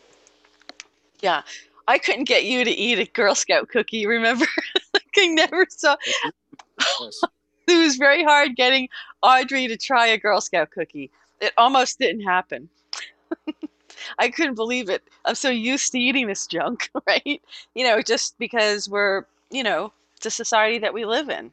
We try to support our Girl Scouts, right? And the problem is, but I mean, they're very mild tasting, but they are full of sugar. Yeah, exactly. And May of Gold, I'm glad to hear that you had said that. That's good to know. Okay. Um, Let me just see. So we are still doing super chats for another half an hour, folks. Maybe we might even go into another hour. It depends on how well the super chats are going and how many questions people have. We have, um, so however many people, stay with us. Yeah, there's a lot of okay, so I have another super chat. Sorry, I did not forget you. We do have Carol Whitmire has another question, Audrey. She says, I'd like to build a high vibe home. What construction material would you use? And could I set up a vortex or an altar or a temple? A vortex. Oh my God, you want to? You want to, Okay, okay, you want to be careful. Let's start out with materials. Let's start with that one to begin with. materials is a Hmm. very easy one. Hemp. Hemp materials, biodegradable. They actually carry a much higher vibrational resonance. Number two, Uh-huh. you want to make sure you have, let's see, lots and lots of quartz crystal. Now, I would put quartz crystal in every corner of your home. You want to raise the frequency of your home really quickly. Meditate on each of these crystals individually. Hold them in your hands as you meditate. Raise your vibrations. Put them in the corners of your house. They'll also act as a barrier against negative energy from the outside. Number three, if you want to block out EMF Mm-hmm. and radio waves, you're going to want a type of Faraday caging. It's made of copper in a cage, and put that into your walls.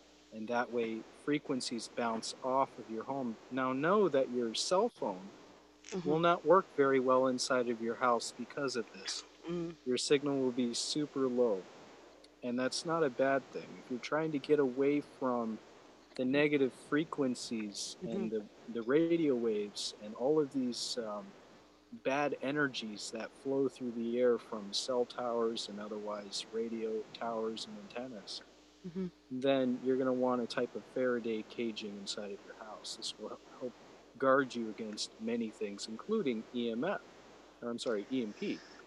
Electromagnetic pulse will not harm you if that hits your house. So, number three, you're going to want to use you're going to want to use as little aluminum as you can. Aluminum is actually really bad for you. And one of the other things is your atmosphere. You want to make sure that you use an ionizer in your home. Get those ions, those negative ions flowing in the air. Hmm. It's really good for your respiratory system. Plant life. You're going to want to grow maybe a garden inside. Okay, so that you have oxygen being freshly produced throughout your home. This is going to help your lungs and your health greatly, as well as anyone else that lives in your home, including your animals. Make sure that you're growing non GMO foods. Hmm. If you want to live a healthy life, stay away from GMOs as much as you can. So, number four, sunlighting. So it's really good to have actual sunlight coming into your home. You don't always have to use electric light. Hmm. Okay, having electricity is a really big convenience, but when it comes to the lighting, it's really good to have sun hit you. You get that vitamin D flowing into your system. So if you want a really healthy home, having sunroof would be really great for you. Sunlighting in Hmm. your ceiling, so that the sun can freely flow through. Also, have one above your garden on the inside to allow for your plants to grow upward and healthy. What about a dome home? She's talking about possibly doing like a dome home. That was one of the. Are you familiar with that, Audrey?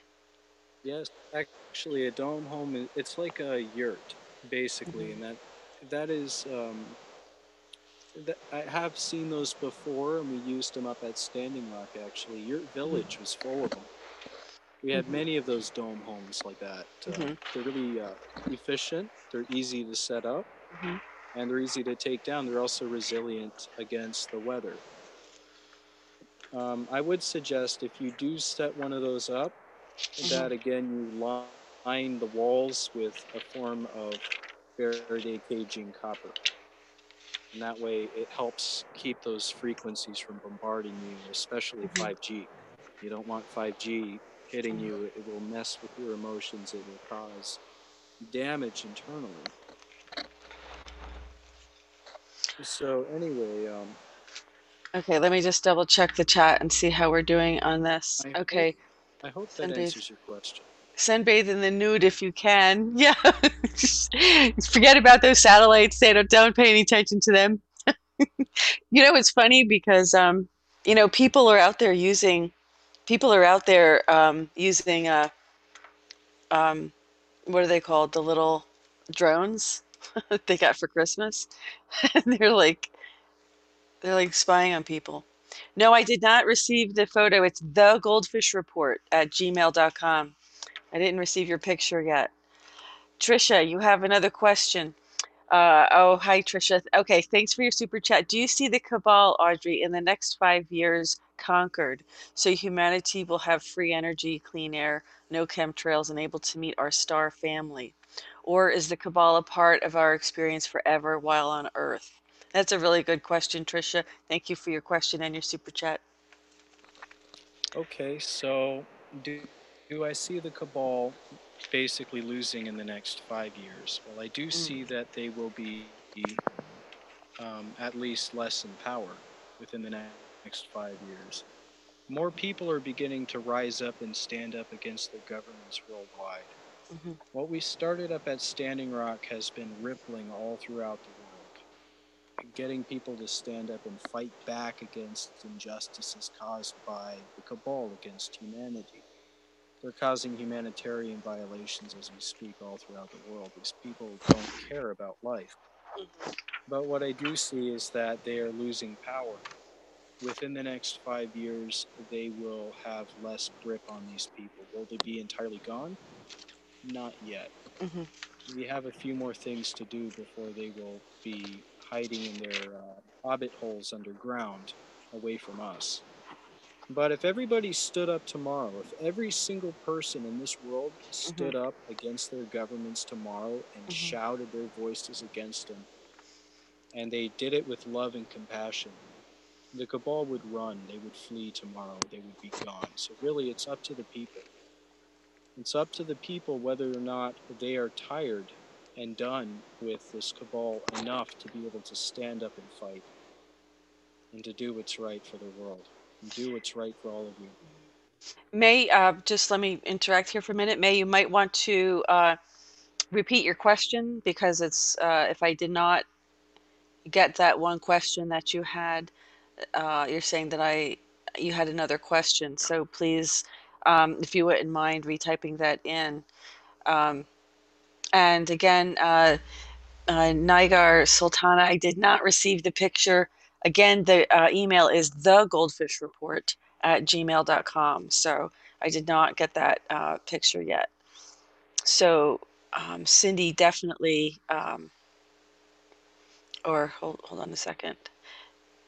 The Goldfish Report at Gmail. Yeah, that's it. Oh, you did send it there. Well, that's weird. Google. We're not best friends. It hasn't Understood. come in. It hasn't come in. I'm looking at it right now. Let's. Oh, you know what? It came in. I do have it. Okay, I'm going to screen share. And so, are you okay with me screen sharing this, or should I just send it right to Audrey Ewis? You might not want to be on the screen. Go ahead and I can go send ahead it and to you do that. privately in Yeah, Skype, Audrey. Yeah. Okay. So let that me. would be fine. Okay. Why don't I do that?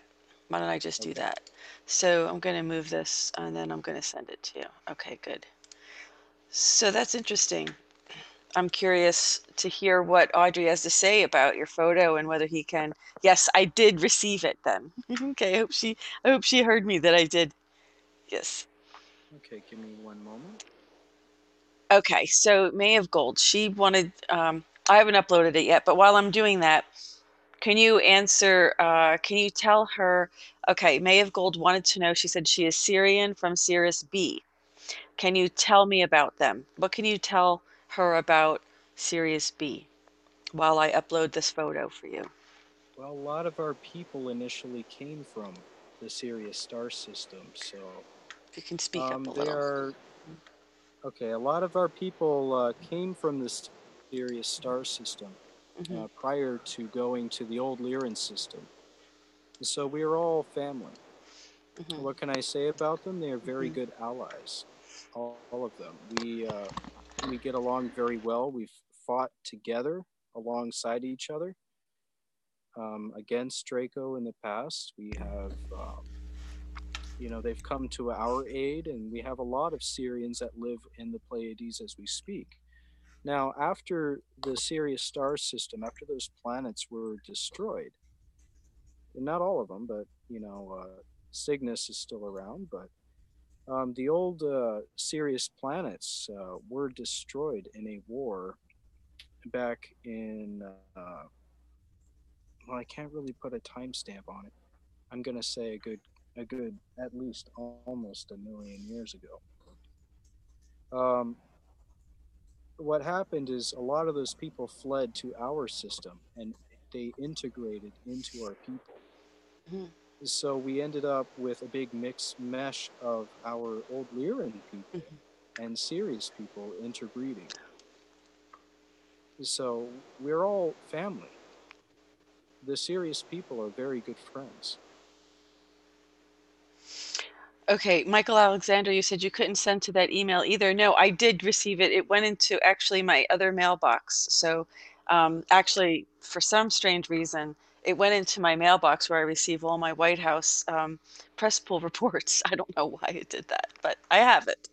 So, Audrey, have you received that yet? That photo? And can you tell her? Uh, Let me see here really brief. Let me do Yeah. a peek. Yes. Good. I See if do. Her, I've received it or not. right. Hmm. We're going to go Okay. back to answering Trisha's questions about the I'm going. free energy. I'm So hold going on. to say Planet Dakote from Tegeta.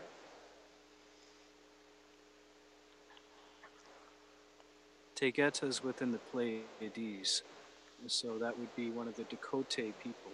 That's Clan Dakote. Hmm. Did you hear that, my dear? Nigar Sultana. He says Decote from That where? orbit Tegeta in the Tegeta. Pleiades. I'm sorry. That's Clan Dakote. Clan Decote. Interesting. Now, were you expecting that, or were you told something different? Give us some feedback. Does that surprise you?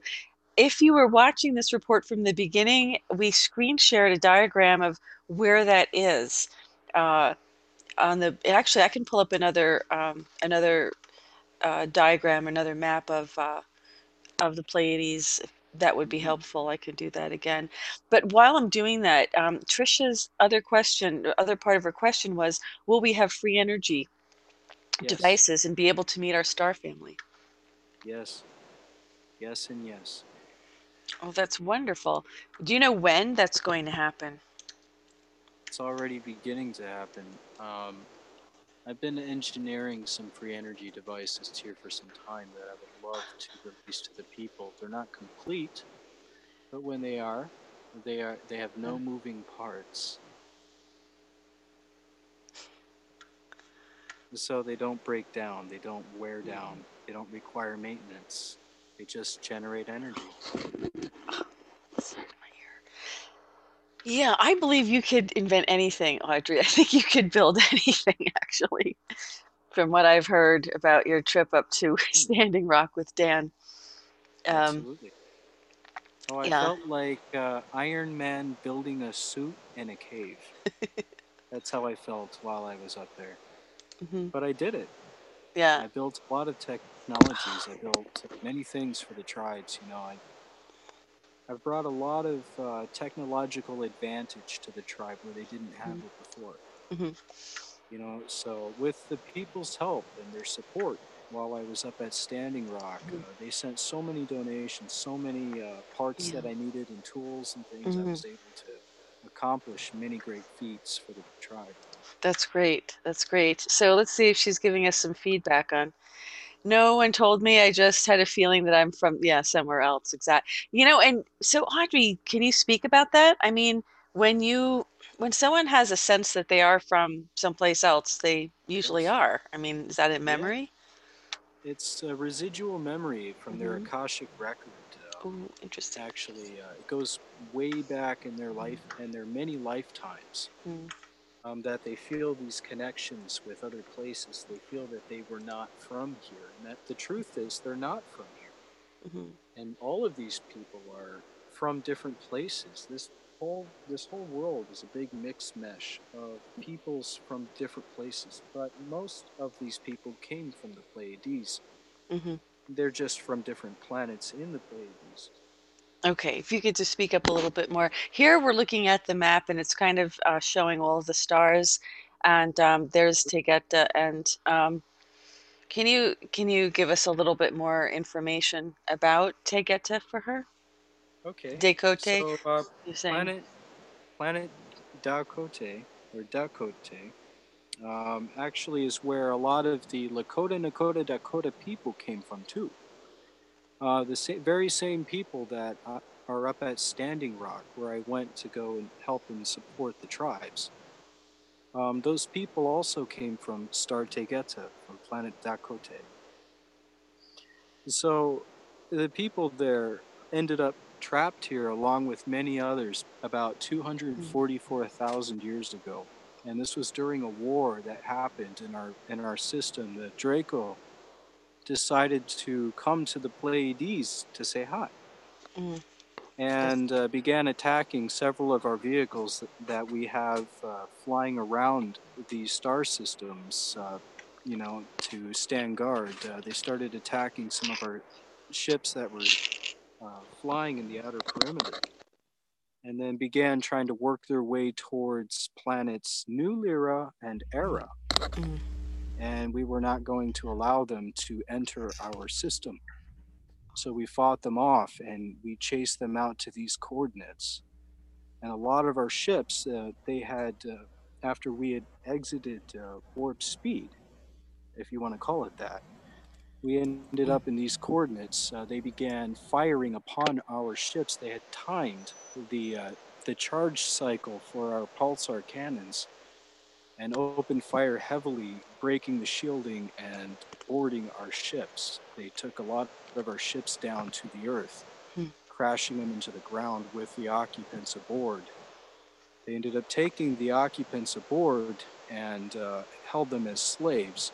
The children that were born thereafter, eventually, during this slavery, during the time of the Draco, the Anunnaki, and the reptilians back in those days, the Anunnaki ended up raising the people as slaves. They would kill the parents and raise the children themselves so that there would be no memory of where they came from, teaching them to be slaves to mine gold. Gold that they used to reverse engineer into monatomic gold, which is the closest thing they get to Celestine. So, this is what they used the people for back in those days, and how so many clans of people ended up stuck here. I see. So, you were all either on our Mm. ships or you were allies that came to join the fight that ended up also concurrently stuck here with the rest of our people. Okay, she also wanted to know if you could tell her something about the clan. So, what would you like to know? Can you please tell me more about the clan? How is it like over there in Tegeta? And can you please tell me more about the clan? So, It's a very peaceful planet. They're very much in harmony with the environment around them. They love plants and animals. They love um, they love the universe. They love watching the stars. They love growing new types of plants, cross pollinating them, and they're very skilled in crafting and design. Very imaginative when it comes to the mm, designs. In fact, a lot of our building structures, the ideas for mhm, them came from the Dakota people. We ended up with a mm, lot of really interesting designs for our housing structures because of them, and they're very ergonomic, to the environment. They don't cause, let's say, splitting in the airflow. They work with mhm. the atmosphere, the way the atmosphere moves. So it doesn't cause an adverse effect on the environment, increasing, let's say, temperatures and otherwise causing microclimates. So the buildings that we have Mhm. today in the Pleiades are a big part of our society, and they are in part created due to the Dakota people and their imaginations. So we ended up with a lot of really cool designs because of them. Can you tell us about, is there anything here? Now, this, it's not a, it's my question to you, Audrey. Um, Go ahead. Is there anything distinctively Pleiadian here? Like, has there been an influence here aside from aside from DNA? Is there anything in terms of let's look at this. The Dracos, we know they've left their mark here. They have gargoyles. They have statues everywhere of of dragons, lizards, whatever. Um, so we clearly know they've marked their territory. But there's lots of other influences. There's Egyptian influences. There's lots of other cultures and civilizations. We have the pyramids. We have pyramids all over the world.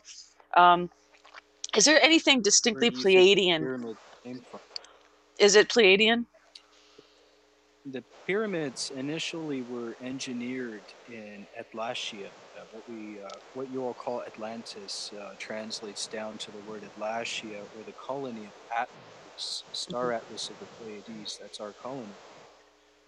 We created free energy back then that would broadcast in the air, in the ether, allowing devices to be powered without batteries or wires, no tethers. And the power was unlimited. Imagine having electricity in all of your devices and never having to swap batteries, never having to pull out solar panels, never having to plug in a charge cable. Imagine having energy that just works. This is what Mhm. we did. And they acted also as stargates in a way. We were able to use them to project people into other coordinates, I guess you could say, outside of this world. The pyramids were powered based on crystal-based technologies, Odysseus crystals that were brought here from New Lyra. They grow naturally within New Lyra. The crystals vibrate about 3 times faster than quartz. They have a very high resonance and they're very easy to excite and accelerate as a result of that. You can increase the vibration in them to the point of them glowing. They get rather hot. They, we also use them consequently also for propulsion and many other power Mhm. sources. But we use them here on Mhm. Earth. The power source for many of these pyramids was crystal based. And one of these pyramids is still sitting in the ocean, still activated and on, with a very large crystal at its center. Is that the one off the coast So of that you, Miami? yes, it is. So that crystal-based technology like that came from our people. We Mhm. brought it here. So is there any influence in Mhm. this world from us? Yes, there is. You see it Mhm. all over the place. Um, People using crystals and technologies, Mhm. as timers, quartz crystals Mhm. and technologies. Mhm. The ideas for that actually came from how we used crystals and pyramids. The fact that you can use a crystal as a timer because it has a pulse. Crystals all have a pulse. They either pulse fast or they pulse slow. And quartz crystals have a very regular pulse, which is why they use them in watches. Oh, what is the pulse? What is the pulse? The pulse is a burst of energy that is released as the energy in the air interacts with the energy of the crystal. Creates a Mm. burst of energy that comes out of the crystal. Mm. It's very subtle. To us, it's almost imperceivable. However, the pulse is very regular in quartz crystals. An Odysseus crystal, the pulse is really fast. It's boom, boom, boom, boom, boom, boom, boom, boom, boom, boom, boom, boom, boom, rather than boom, boom, boom, boom, boom. Mm. Mhm. In an Odysseus, the pulse is really fast Mm. because it vibrates faster. The quark structure of the actual atoms within the Mm. crystals are more dense with larger quarks, about 3 times the amount of quarks per atomic nucleus than inside of a quartz crystal. Okay, there's a few things you talked about that were very. Oh, Diane, I did ask your super chat question, my dear. I will go back. Let's see, where did we have your super chat question? I'm not sure if you were here. let's see. Let me just go back. I believe we asked all of them, but I'll double check. Actually, you know what, Diane? I don't see it. You're right. Okay. Go Okay. ahead. Okay, I see your question. Sorry guys, it took me a minute because I had to scroll through the chat. Diana, thank you for mentioning that I didn't ask your question because I did miss the question. Um, Diane's question is, Diana's question is, she was wondering what happened to the lady that you came with, and did she make it home to the spaceship? Good Yes, she question. did. Can you just speak So, up a little bit louder? Yeah, her name's okay. Ariana House. Go ahead. Yes, can you hear me now? Yeah, just a little Okay. louder. A little louder is better. It's very Okay, low so Ari tonight. yes, so Ariane Haas dropped me off in New York back in 1974, and she returned successfully back home. She didn't know she was going to make it home, though. She was not well. She was very sickly after her experience in Area 51. She did not eat for 2 years. She lived on only water and meditation. But as a result of that, her body began to wither. She became Mm, very weak eventually. mm, She was not getting any sunlight. She had no other source of energy. mm, She literally lived on water and refused every piece of food that they handed her. So when they released her and mm, I from our cells, mm, we were each in our own individual cells in Area 51. She was in the one next to me. I was in cell 15. She was in cell 16. They uh, they had to hold her up because she could hardly walk. She couldn't stand up properly. Her legs were mm, shaking. She had a hard time with her balance. mhm, She was very weak. So she dropped me off here not only because it was meant to be, but because she didn't think she would be able to take me back safely with her, and she didn't want us both to die if she wasn't able to continue driving the vehicle straight. mhm, You know, she was having a hard time keeping her eyes open while we were flying towards New York, and her concentration was kind of off. The ship was tipping every so often, and she had a really hard time staying focused because she just didn't have any energy. So, in the event that something were to happen to her, she didn't want us both to die. So she dropped me off in New York. But she did make it home, mhm. and to my knowledge, she is very healthy to this day. That's wonderful. I mean, I'm sharing a picture, screen sharing a picture here. And this is from Area 51. This was the tag that was on the photo. And of course, Audrey, you had one as well. And I just found it very interesting how, it says human celestial, gender female, 7 feet 3 inches, 143 pounds. Yeah, She she's puts us very to tall, shame. very Look thin. at that. My goodness. It's amazing. What do you guys eat? Age 78 to 100. Folks, look at that picture and tell me if you think she's 78 to 100 years old in Earth time. And that's the thing. We're just aging so fast. Like, who wants to live to be 2,000 years old on this planet? It's not a great, who, honestly, I mean, who would want to stick around that long here? It's without change. I could see wanting to live in the Pleiades for 2,000 years because the society is totally different, positive. It's completely different. Sure, you'd want to stick around for that. But I really think that, uh, okay, so Cindy was saying Suddenly, she heard conflicting that stories about this. So she said, thank you for clearing that up. you're most welcome. Suddenly, the song as you were talking, though, from Queen, Hmm. "You Want to Live Forever," comes to mind. Yeah, I mean, but that's the whole point. The point is like, do you really want to live forever in a slave prison society where you're hostages here? I wouldn't. I don't. I certainly don't. Unless it changes, I certainly don't want to continue. I mean, that's just my personal belief that um, Hmm. that who would want to live here for 2,000 years in a slave society, The because cabal? it inhibits our evolution. It inhibits our growth as a society completely. Not necessarily. It's the cabal that inhibits your growth as a society. Well, they're the The ones people, imposing the exactly. prison. They're imposing the imprisoned and impoverished And, conditions on and us.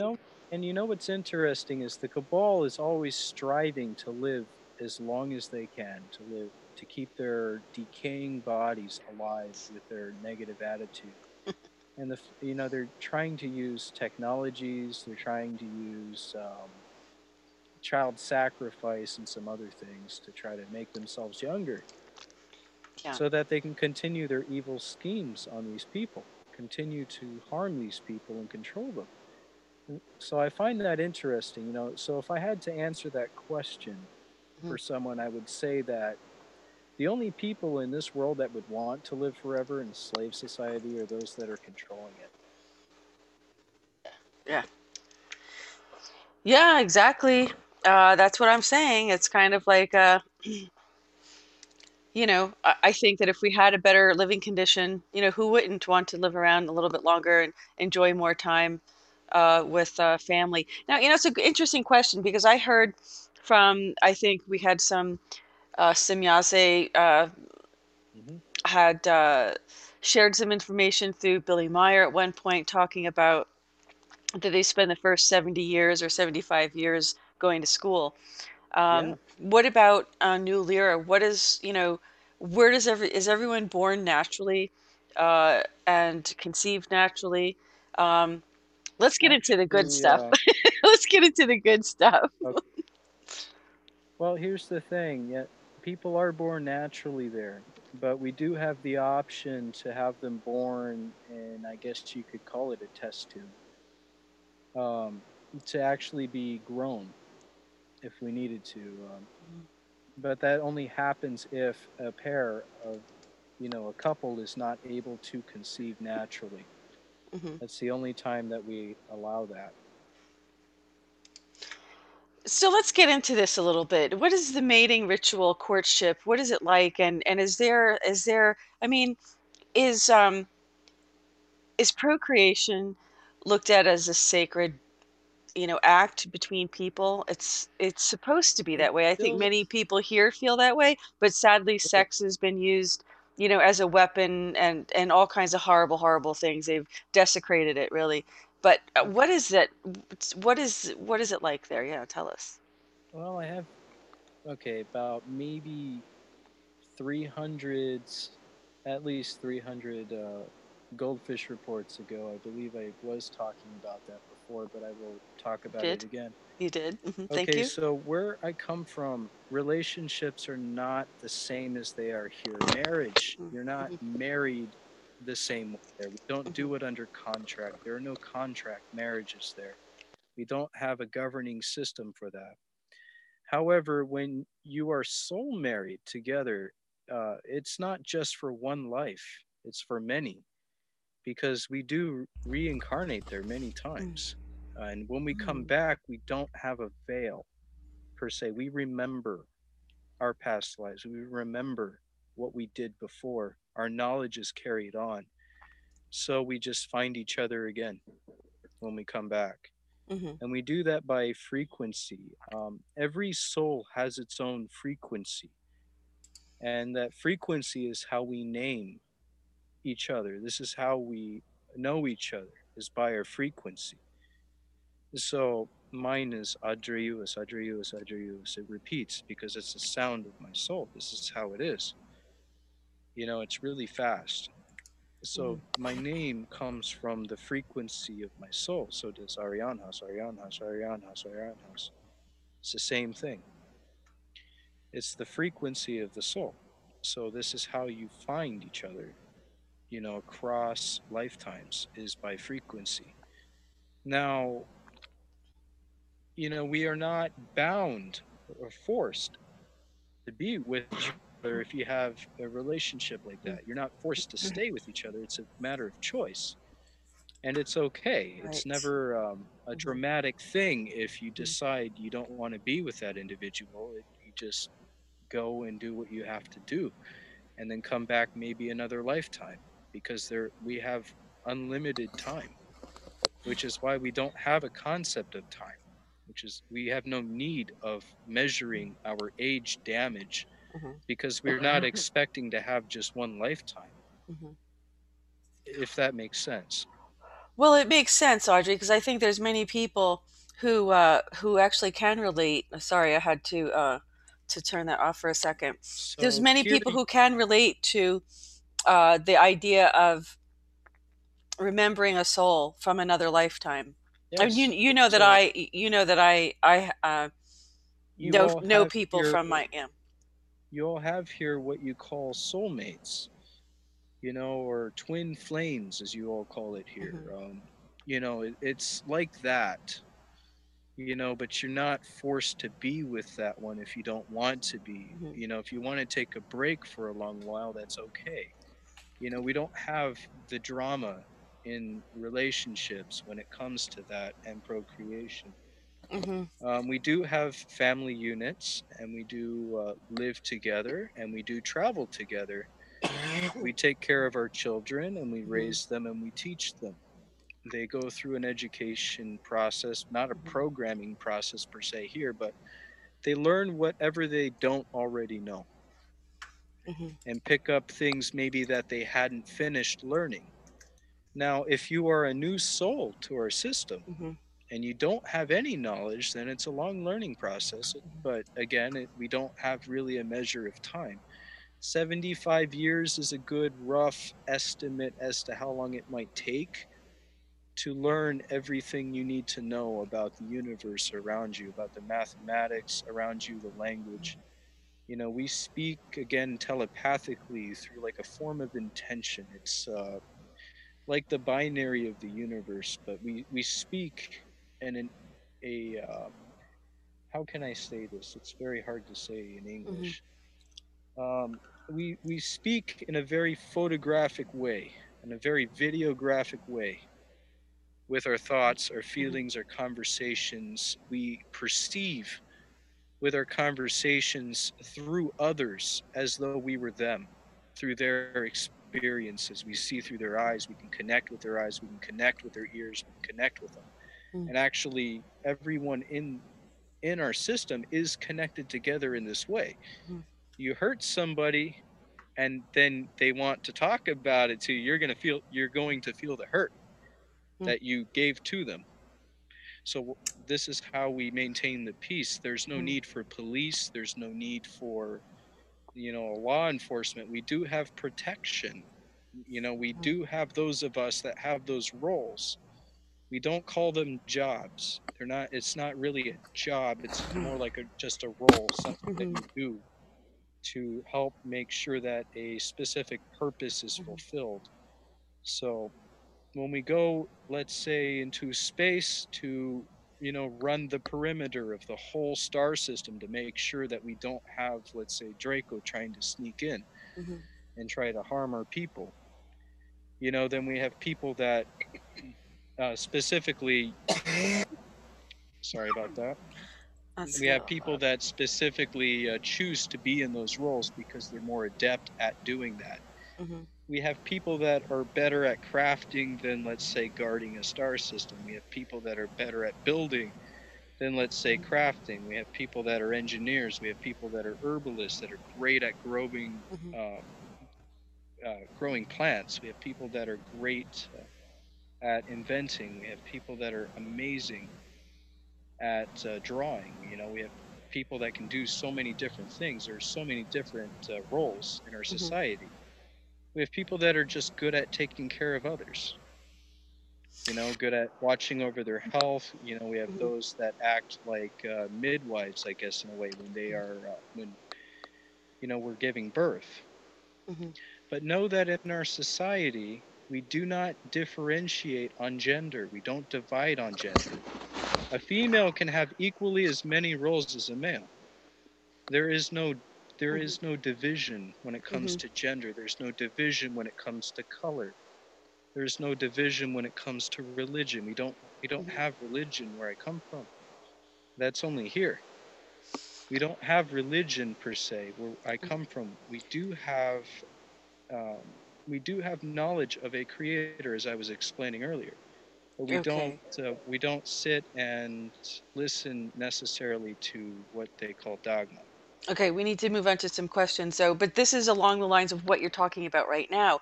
Yeah, go. Part of Diana's question from earlier was, what is your belief or opinion of Jesus Christ and God? What is my opinion?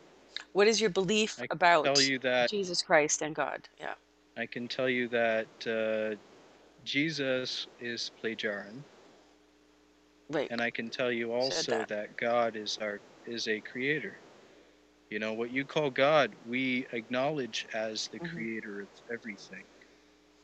Now, we acknowledge it beyond just this universe, too. There are many Hmm. universes. This is not the only one, everyone. Hmm. This universe is just one tiny bubble, one tiny section, one neuron in a massive, massive, massive network of neurons. You know, this is just one. Imagine how many neurons you have in your brain Hmm. for one moment. That is a multi universe in itself. Your brain has many, many universes within itself on a micro scale. So on a macro scale, you have the same thing. Hmm. So you have a very large neuron that we live in here. And this is a very, very microscopic piece of it. The creator is the creator of all of it, not just one. What is your belief about Jesus Christ, though? I mean, aside from the fact that he was Pleiadian, I mean, this is a big question. I mean, it could be a whole hour conversation, but um, what did he come here to create religion? Did he come here to be a lawyer? Did he come here to be a rabbi? Did he come here to teach? What did he come to do? He only What came here happens in as the process? he came here as a teacher, a healer, and someone to guide the people. Okay, He just try to came speak here up a to little. teach them about things beyond this world just a little bit in a way that the people could understand. Right. He spoke to the people of that time in a way that they could relate it to their world around them of that time period, using stories to try to get bigger ideas through to a simple people. Mm, You know, to try to teach them to think a little bit bigger. So he was here to help. He was here to mm, guide the people. He was mm, here to try to lead them back to their freedom in a mm, slave system of that time that at that time was just as great as it is now. This is a different time, but it's the same game, folks. This has not changed.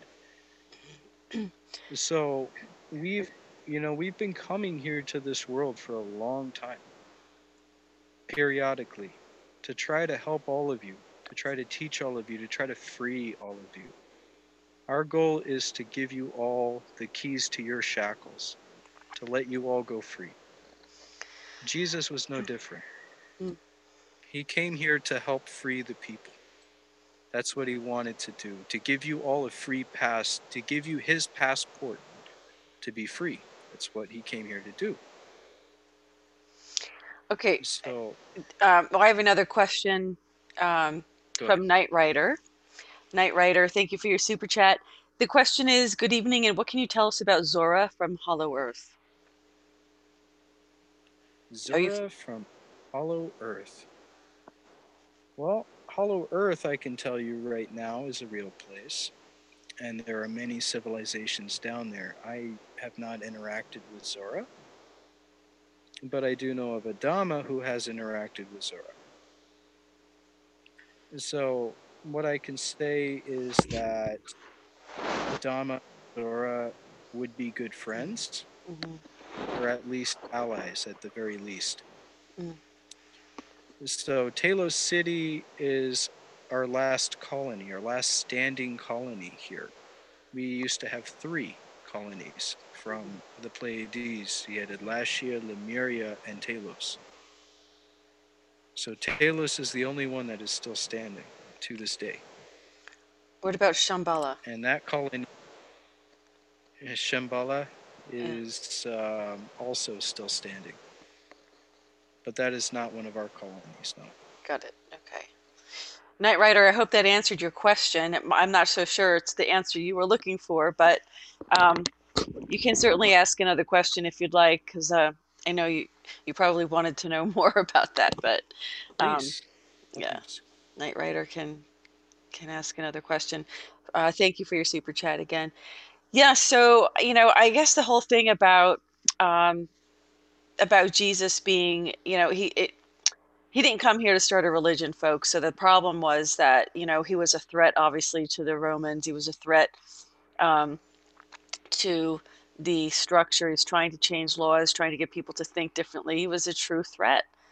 Didn't mean to be, didn't intend to be, but, they had to figure out how they could control the masses. And they're still trying to control the masses because we're still being run by the Romans in some ways. So the Yeah. Vatican and so forth. Give back to Caesar what is Caesar's. Exactly. Exactly. So we do have a lot of changes coming up on the planet. We do know, folks, we are doing a super chat Q&A. So if you have a question for Audrey, we are going into our third hour at this point. We will only be going until 11 p.m. tonight uh, because it is New Year's Eve. Let's remember it's New Year's Eve. Does anybody have any New Year's resolutions or anything that they want to share with us?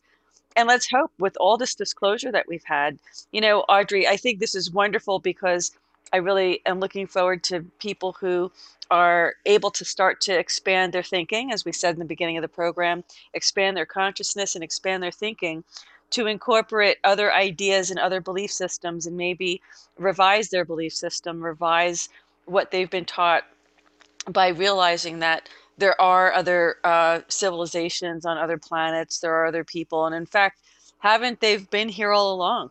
And you said that yes, we have. We have Yes. pyramids, we have technology that's Pleiadian, we have. But let me ask you about Andromeda because we've had Alex Collier on recently, and we're going to have Alex on again soon. Um, Absolutely. and you know that a lot of the Andromedans or is it the other way around? A lot of Pleiadians came from Andromeda, or is it the other way around? How is that? What is that relationship? Well, actually, a lot of Andromedans came from Sirius, believe it or not, to Okay. Andromeda. They split up into different colonies. So the Andromedans and our people are very good allies. The Andromedans do sit on our council. Hmm. So they're very, very close allies to our people. We've again, just like the Syrians, we fought alongside them to help drive out Draco. We've protected our people. We've protected their people. They live among our people, and some of our people live among them. We travel back and forth between the Milky Way and Andromeda quite often. So we have, okay, you know how airliners have regular paths that they fly here? Hmm. We do the same Yes. in space. We Hmm. have regular paths of flight. Hmm. We have maps that we use to guide ourselves to different star systems that we've been before. We keep track of where we go, and we go places we go often. We have regular tracks that our ships fly back and forth through. So Andromeda is actually a system that we go to quite often, Hmm. and they come to our system quite often as well. Hmm. And they quite frequently fly to the Pleiades. Hmm. So I don't know if anybody has ever actually looked up at the Pleiades at night with a pair of binoculars or a telescope. If you look long enough, Yeah. you can actually see ships taking off outside of the Pleiades and ships coming in. You can see sparks of light going out, sparks of Hmm. light going in. You have to have a really These high-powered are telescope for that, Audrey, yeah. I think. Well, you can see them when they're entering or exiting warp because it gives off a big burst of light, a giant flash of light in space, kind of like a mini Hmm. supernova Hmm. whenever we exit. So you can actually see tiny, tiny pinpricks of light that spark. Hmm. If you've ever really taken the time to look at the Pleiades, those are ships coming in and out at warp speed, and they're usually going back and forth between Andromeda and the Pleiades. So, Are so you still there? yeah, I'm looking at something and I want to get your feedback on this. this Go right statement. I want you to comment as you think appropriate. Christmas ahead. marks the birth of man as God, not the birth of God as man. There is all the difference in the world. Matthew Hmm. and Luke tell the story of the birth, not as a little physical child, but as the sign of an individual's birth, as It's a birth of God, enlightenment as a in a birth good of way. God. Right. Hmm. Yeah, it's a birth of enlightenment, awakening, Hmm. and this is what they're referring to. Uh-huh. I had to take my glasses off to read that. So, yeah. So, I mean, because we have to realize that that religion has, there's positive and negative in religion. There's pros and cons, I should say. Well, the problem And here in society is that religion, just like education, just mm, like government, politics, media, news, and everything else, is another control system here. uh-huh. They've, they've twisted a lot of knowledge here. Hmm. What they've done is they've hidden knowledge, they've omitted knowledge, they've uh, changed Hmm. knowledge here to try to keep people under control. You notice how in Catholicism, not to offend anybody out there that's Catholic, Hmm. but the Vatican Hmm. is what I'm referring to. The Vatican being one of the Hmm. biggest city states here in the world, the Right. one in most power. They change a lot of what they say a lot. One day Yeah. they don't agree with aliens, another day they agree with aliens. Hmm. They say suddenly aliens are now their star brothers out of nowhere, only because the people are coming to that knowledge and they want to continue to keep the people Hmm. focused on the Catholic religion. So they Yeah. start saying, okay, well, now we all agree with this, or now we agree Hmm. with that, or now we disagree with this, or now we Hmm. disagree with that. They're controlling what people are allowed to do and what they're not allowed to do. Hmm. It's a control system just like any other control system. The Vatican also consequently has a 50-mile long vault underneath the Vatican that contains lots of information hidden from all of you. And I would Right. hope that maybe one day there would be enough of you that would gather together to storm those vaults and get the knowledge that is your birthright back. I'm trying to What I find. try to reveal Oh, go on these ahead. shows Hmm. is a lot of that information that has been locked away in those vaults. This is information that we as Plajarans we carry with us. This is stuff Hmm. we already know. This is information I brought here for all of you because it was taken from you. It was lost, it was buried, it was burned. They destroyed a lot of knowledge and they hid away what knowledge still remains in Hmm. vaults. So you all deserve knowledge. You all deserve enlightenment. You all deserve awakening. You all deserve your freedom. And this is why I'm here. Well, Audrey, it's really fascinating getting to speak to somebody who is from another star system, another solar system, planet, or Mhm. constellation. And it's really wonderful to have that opportunity to expand our thinking and really kind of wonder, what it's like. And, um, but I think the one thing that is a little unclear is kind of all these treaties and policies and councils. Can you give us a little idea? It seems to be very complicated. Even talking to Alex Okay. Collier, there's these different councils, the Andromeda Council, the Council of Nine, the Council of 12, Council of Five. I mean, what's going on and why can't and it seems like there's even some corruption within them. So not everybody's really of a high vibration when there's corruption even on these councils and stuff. So what can you tell us Our about that? our council is not corrupt. The Uh-huh. head of our council right now, representing our people, is Ptah, Hmm. and he currently runs his own. I guess you could call it an Athena class vehicle that he flies around our system. Hmm. But anyway, our council is comprised of different races. Each seed is a different race from a different place. So we have the Syrians, we have the Andromedans, we have the Arcturians, we have us, and we have men also sit next to those that are in lead council representing their people. Hmm. So we have We have also the Dakota people, we have the Aran people, we have the Orcan people, and we have the Lyran people. So we have one representative of each planet that is there with Ptah. Ptah represents all of the Pleiades. And then we have an extra four. So that's five right there.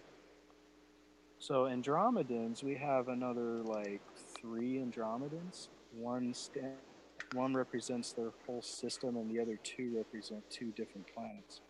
And the same with Arcturus. The same with the Syrians.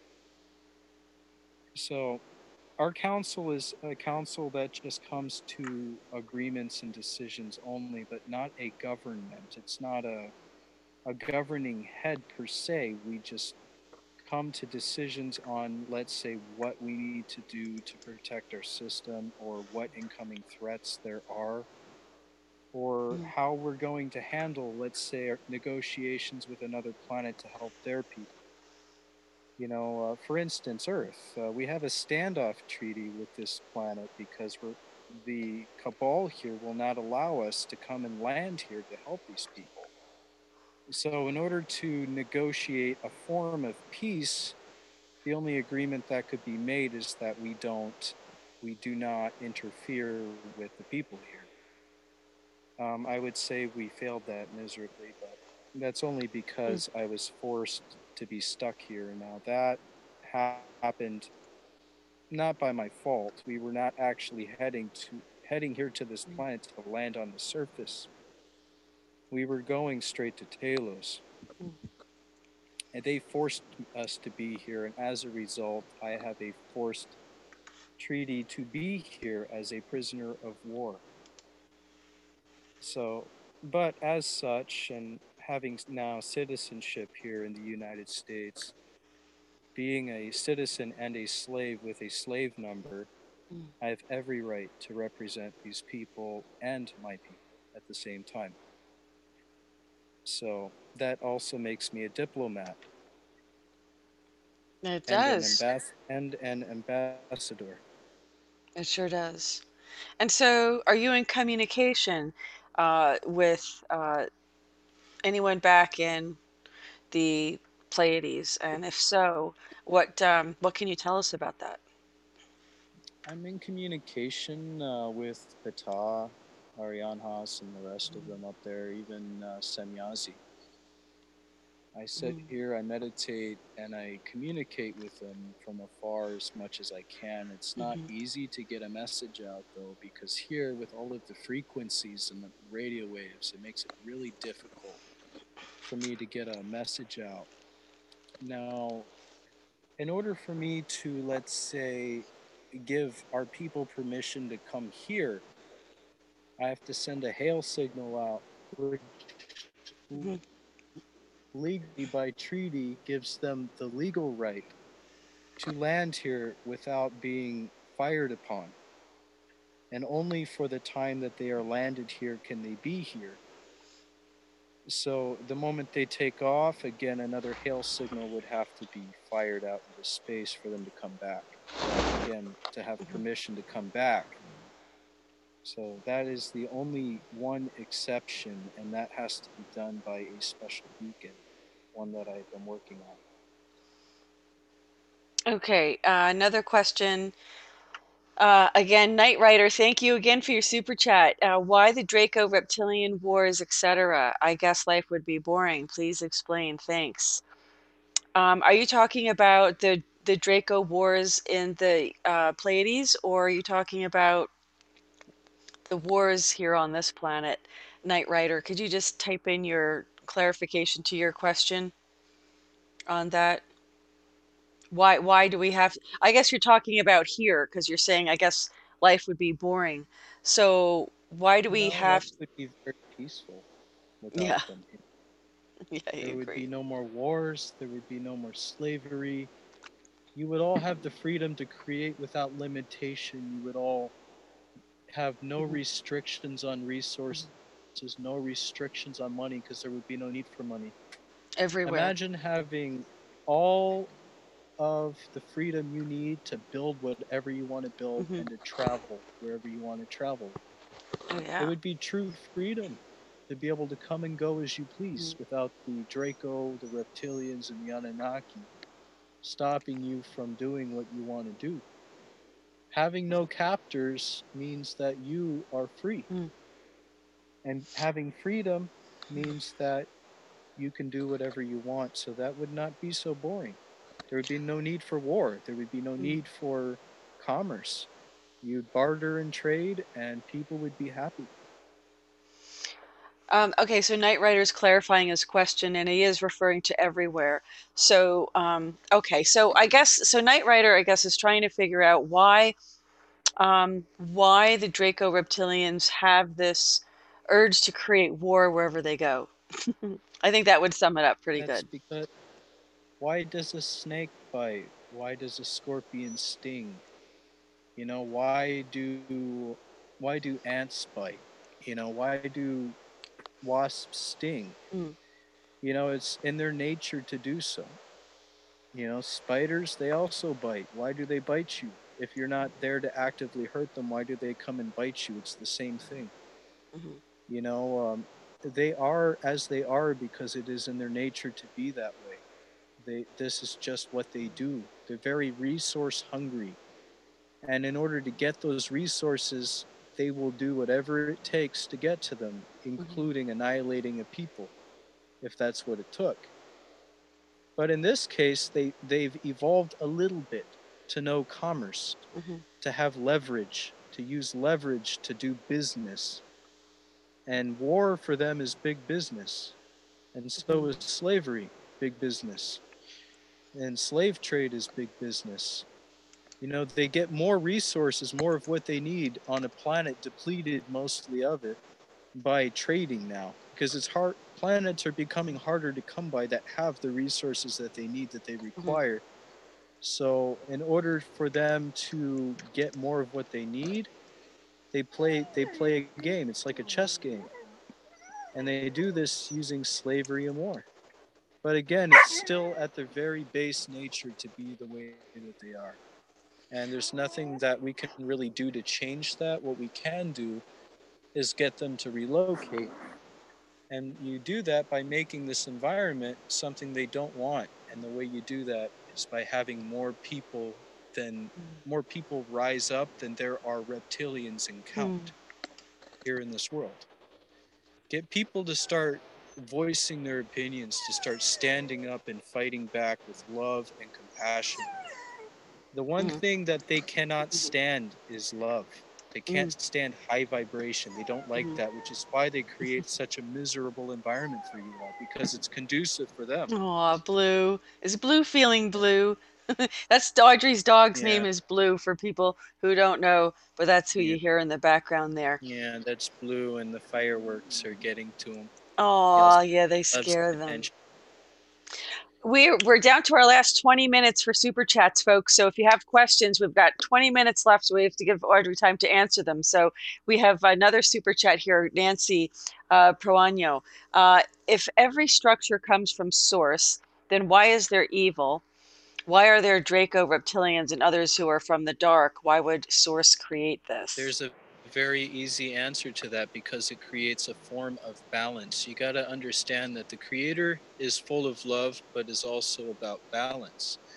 Now, in photoradionics, in Mhm. order for there to be quarks in positive Mhm. phase and quarks in neutral phase, there must also be quarks in negative phase to hold the Mhm. balance. Black, dark matter holds this universe in check and balance just as much as the light does. Mhm. So the things you can see in the universe versus the things you cannot see in the universe, everything still is. There is still matter, but it holds everything in place. Energy Mhm. is always moving and flowing, expanding, contracting, collapsing, exploding. But at the end of the day, the energy is all still there because it's all held in checks and balances. This is why the reptilians exist as well as other negative creatures. This is why on Earth spiders exist and snakes and scorpions and other things that you find very unpleasant. But there's a purpose for them in the ecosystem, is there not? It creates a form of balance. Now, Mhm. I'm not saying that I Mhm. agree Mhm. with Right. reptilians, Dracos, Anunnaki. What I'm saying is I understand the creator's balance, but I am here to establish that balance. And right now, Right. there is too much evil in a world that should be balanced. I'm not saying that it's okay for there to be active evil that harms people. Hmm. What I agree with is that people should have the freedom to be free, the freedom to create without oppression, the freedom to travel as they please. I Hmm. don't agree with annihilating an entire species Hmm. because it would create some form of imbalance. But I do agree that they need to go somewhere else. And they should be on their own world. Hmm. They should not be here. That's a Here, great this. answer. I'm sorry. Go Go ahead. ahead. No, there's people commenting they really enjoyed the answer as well. And, you know, as much as it's not what we want to hear, it is, you know, the reality of it, because as you know, there's there's a polarity to everything, you know, and of course this is 3D. So there's Yeah. this is where we experience duality. Um, but there's Hmm. not. So to answer, let's go into the question a little bit more, because, and just so you know, folks, last 20 minutes for super chats. If you have questions for Audrey, please get them in because we have 20 minutes left and he needs time to answer them. But isn't it the case though that in higher frequencies, higher dimensions, you're not going to deal with that? Is it not a specific 3D or 2D, or is it not a specific 3D thing to Yeah. have this And duality, or 4D? Hmm. absolutely. Well, there's always a duality. It's just there are different balances of duality. In Okay. 4D, you have more light than dark, but there's still a balance and there's still dark. It's not all entirely light because Hmm. if it were, there would be no balance. There would be too much. Hmm. There always has to be a balance. There's always a check and balance in every dimension. In 2D, you'll find that there's heavier elements, less Hmm. light, more dark, but there's still a form of balance. You know, everything is in checks and balances. Time, also, as you all call it, time, the increase in frequency is actually slower in 2D than it is here, but there's a different scale of it. Hmm. You know, it may move slower, but it actually seems like it moves faster Hmm. at the same time. Where in 4D, it seems like there is no end to time, but it's really moving very, very fast. Hmm. A few moments up there could be hundreds of years down here. You know, there are different Hmm. scales of frequency, but it all has to do with the balance of light and dark. Okay, so to move along to another subject that we haven't talked about yet tonight, and it's a great answer, Audrey. It's really, it seems like, I mean, it resonates and it seems like it makes Hmm. the most sense. Here is a Absolutely. picture. This is from March of earlier this year in March. Um, NASA just captured the first ever photos of merging supersonic shock waves. And this is very Hmm. interesting because they're talking about this. Um, In it's, conjunction with Big Bang. pardon? They were talking about how they measured at some point turbulence Hmm. as the cause for the Big Bang. You know what's interesting about that is it's actually a really big, gigantic photoradionic wave of frequency and vibration that creates that big turbulence. But they don't know that yet. Don't tell Okay, them that. don't tell them. Don't tell them, anybody. Everybody who's in the chat, shh. If you're listening, shh. If you okay, here it says the resulting snapshots. It says here the U.S. Air Force craft were traveling so fast, quicker than the speed of sound, and so close together that the shock waves emanating from the craft began to merge. And Hmm. NASA was there to capture the photographic proof. Okay, the resulting snapshots are the first ever photos of two supersonic shock waves, pressure waves, interacting in the air, and it's quite a sight. It looks as though the atmosphere folded up into a fresh batch of laundry. Supersonic. Now, Hmm. is there a term that you use? You use superluminal speed for, and maybe Yes. photoradionic as well, for faster than the speed of light. But this faster than the speed of sound, do you still refer to supersonic as that, or is there another term that you use? I guess you could call it that. We don't have English words in the Pleiades. Mhm. I tried to associate English words with really Mhm. big ideas Mhm. to try to make things a little simpler for you all to understand. So, Mhm. um, basically, when we are crossing through space and time, we're doing the same thing Mhm. with all of the atoms and the quarks around us. We're actually creating the same kind of a break, but we do it much faster. When you go faster than light, Mhm. when you're going faster than light, you're actually breaking a big barrier too, but it's a much longer crack. You know how when the sound barrier is broken, there's a big sonic boom. So what happens when you break light speed, there's a big sonic boom of light, which is why there's a giant flash of light when you enter or you exit a warp speed. It's the same thing, Mhm. but it's a much longer stretch because basically the light's trying to catch up with the vehicle.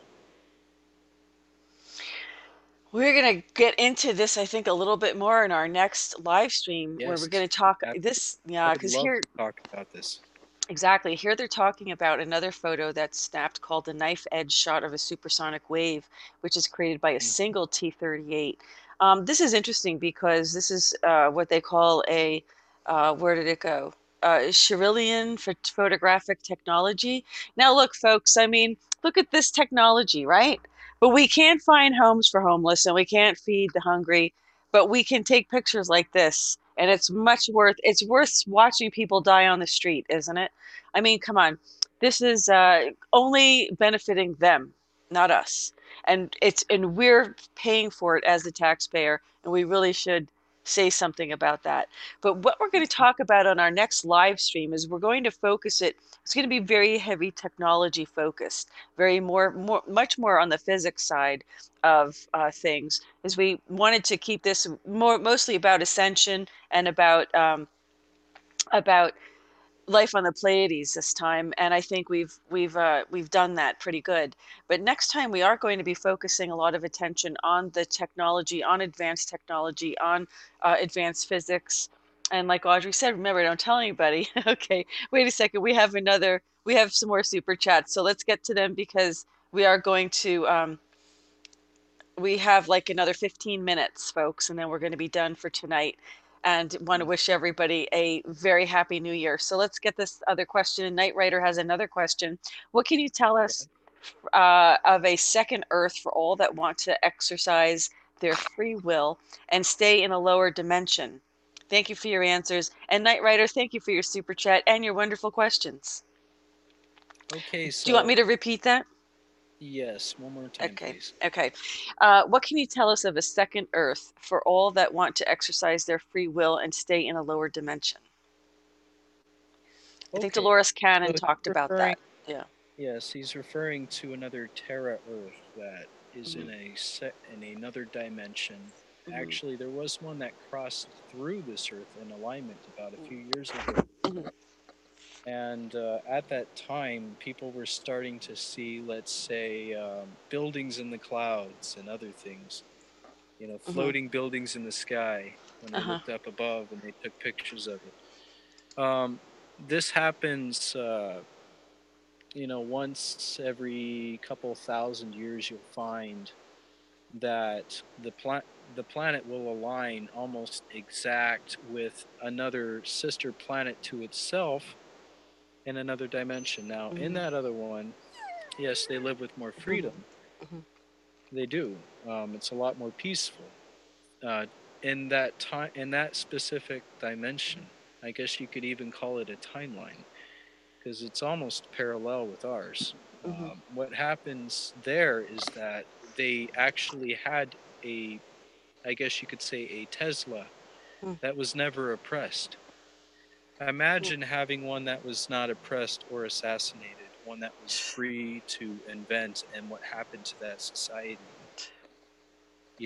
Imagine having floating buildings in the sky. We already have buildings like that in the Pleiades.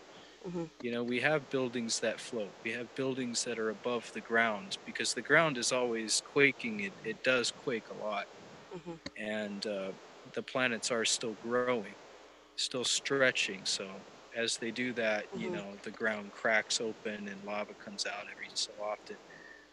Our planets are silicate. Mm-hmm. The planet that is in the other dimension is also very silicate based rather Mm-hmm. than carbon. However, the people there are still very much carbon, not silicate, Mm-hmm. just like the people here. But they had more freedom to engineer and invent. They had more freedom to create and travel, and less government, Mm-hmm. less mind control Right. to be able to do things. Mm. You know, it's kind of a funny thing here. People have been brainwashed in this society to believe that the government is a good thing, when in fact it literally breaks down into the two words that I keep saying: mind control, or control of mind. Mm-hmm. Governmentus Mm-hmm. is Latin. So they actually literally tell you to your face what they do every time you say the word. They So do. mind They do. control. They had less mind control in the other dimension than they did here.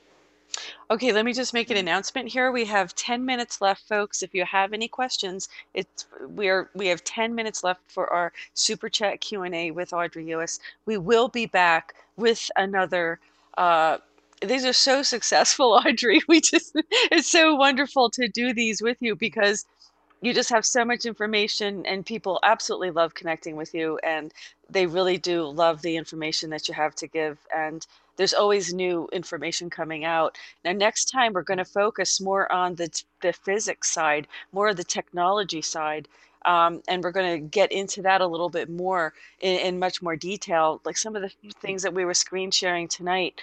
We will have more of that and we'll be able to go into a little bit more detail. And let me just also uh, talk a little bit about how, um, let me see if I have it. Yeah, I do have it right here. So, so when I was in graduate school for policy analysis, I did a research paper on the Space Resource Exploration and Utilization Act of 2015. It is a law. And this is regarding, and I had to do some policy analysis on it, which is what this is about. But this really is about, this is pertaining to mining asteroids in space and in fact beyond Earth orbit. And it's interesting because it's a law. I mean, obviously, folks, we know how to do this and we can do this, and they know a lot about it more than they're telling us, or we wouldn't have a belt. Obviously, we have a Van Allen radiation belt. And of course, according to John Lear, who I'm friends with on Facebook, he says we've never been to the moon. We can't go because of the Van Allen radiation belt. We can never go there. That's his opinion. I don't know, Audrey, you might have another, opinion about that. But the reason I'm bringing this up is because if you really look back when it comes to, there's another part of this bill called U.S. Commercial Space Launch Competitiveness Act.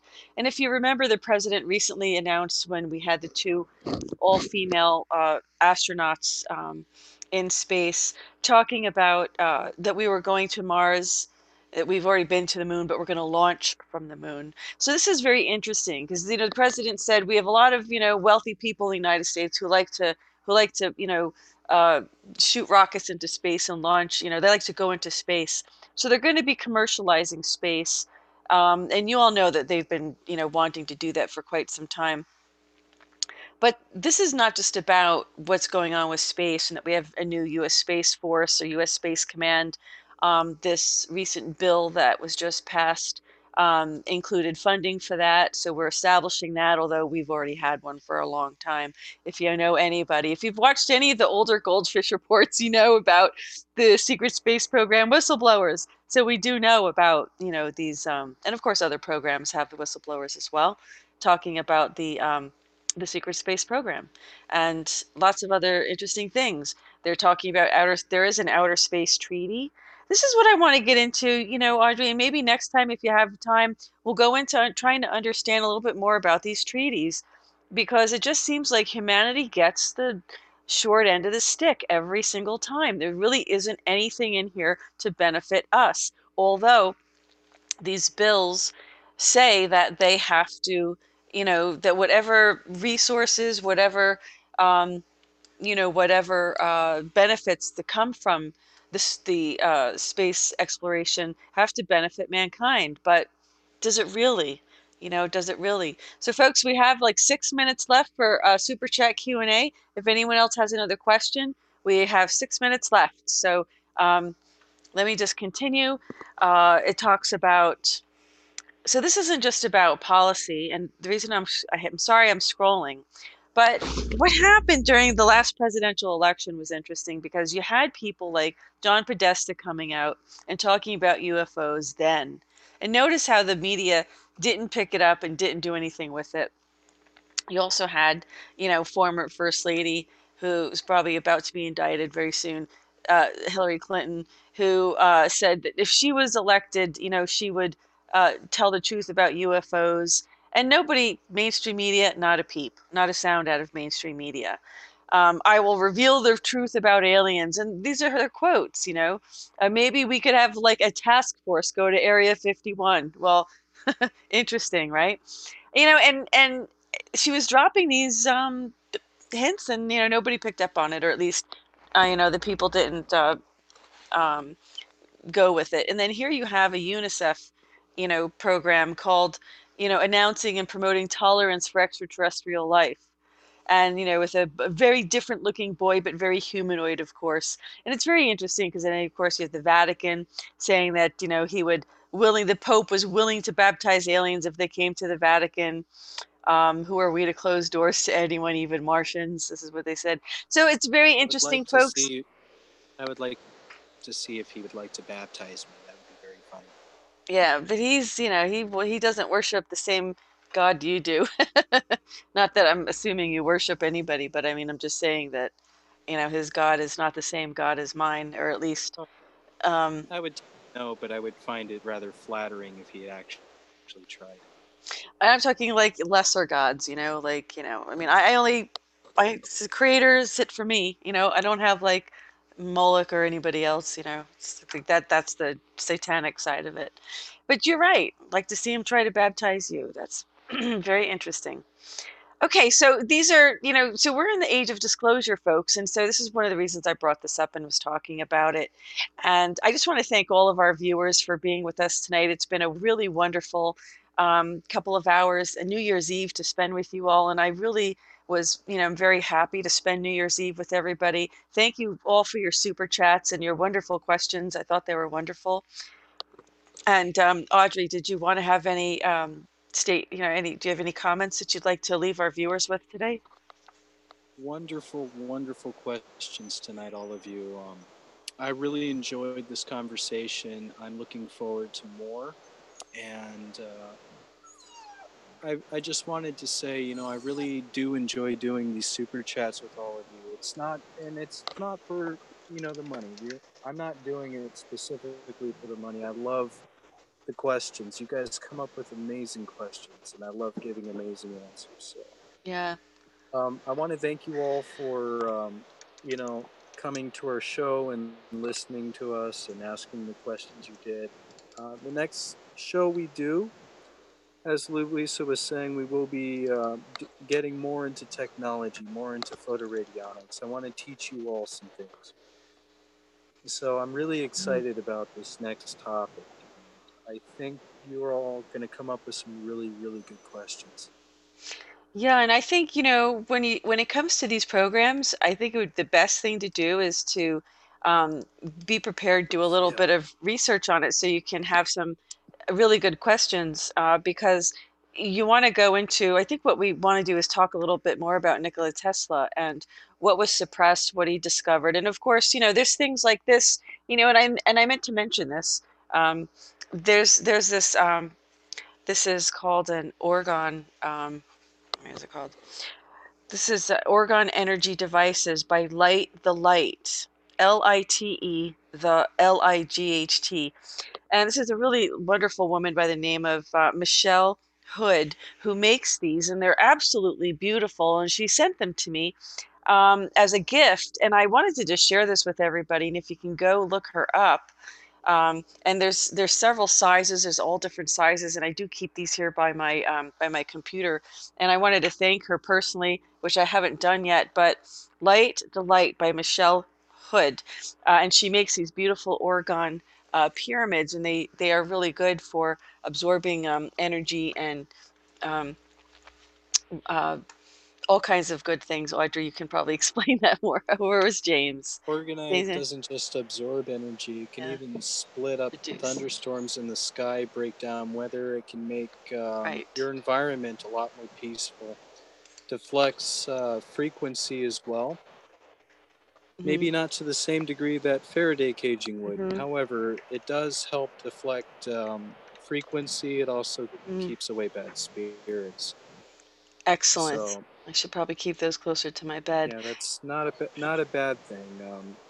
Hmm. One thing I suggested at one point to James Borg to keep dark entities away Hmm. was to put amethyst outside as a perimeter to his Hmm. home, Very to good. act like a fencing. Amethyst takes high and low energy and does not give it back. So it's Okay. one reason why I recommend people don't sleep with an amethyst Right. next to them, but put it outside because negative entities, they will not cross that barrier.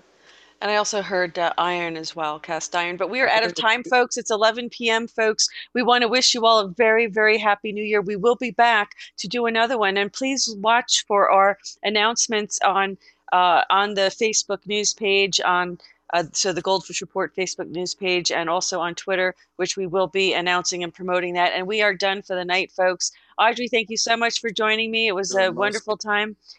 And good luck. We are launching Ascension Radio. It's still moving into, we are shooting for the stars, Audrey, aren't we? absolutely. Thank Aiming you for all the for joining stars. us. Much love to you all. Thank you all. And Talk to this you next time. concludes, hey, Happy New Year to everybody. And look for a report. We're going to be doing a possibly live stream with the Red Dragon ambassador and the White Dragon representative, Benjamin Fulford, towards the end of the week. So look for that. Uh, click the bell for notifications so you can uh, tune into that when we do it. I'm pretty sure we're going to be doing that live. So it's the first time for us, so we're not quite sure how that's going to go, but we'll see. So thank you to everyone. Have a wonderful and safe Happy New Year, and we'll see you all next year. So thanks, Audrey, and Happy Happy New New Year Year. to you. You're most welcome. Happy New Year to you and Happy New Year, everyone. Happy New Year. Thanks for joining us.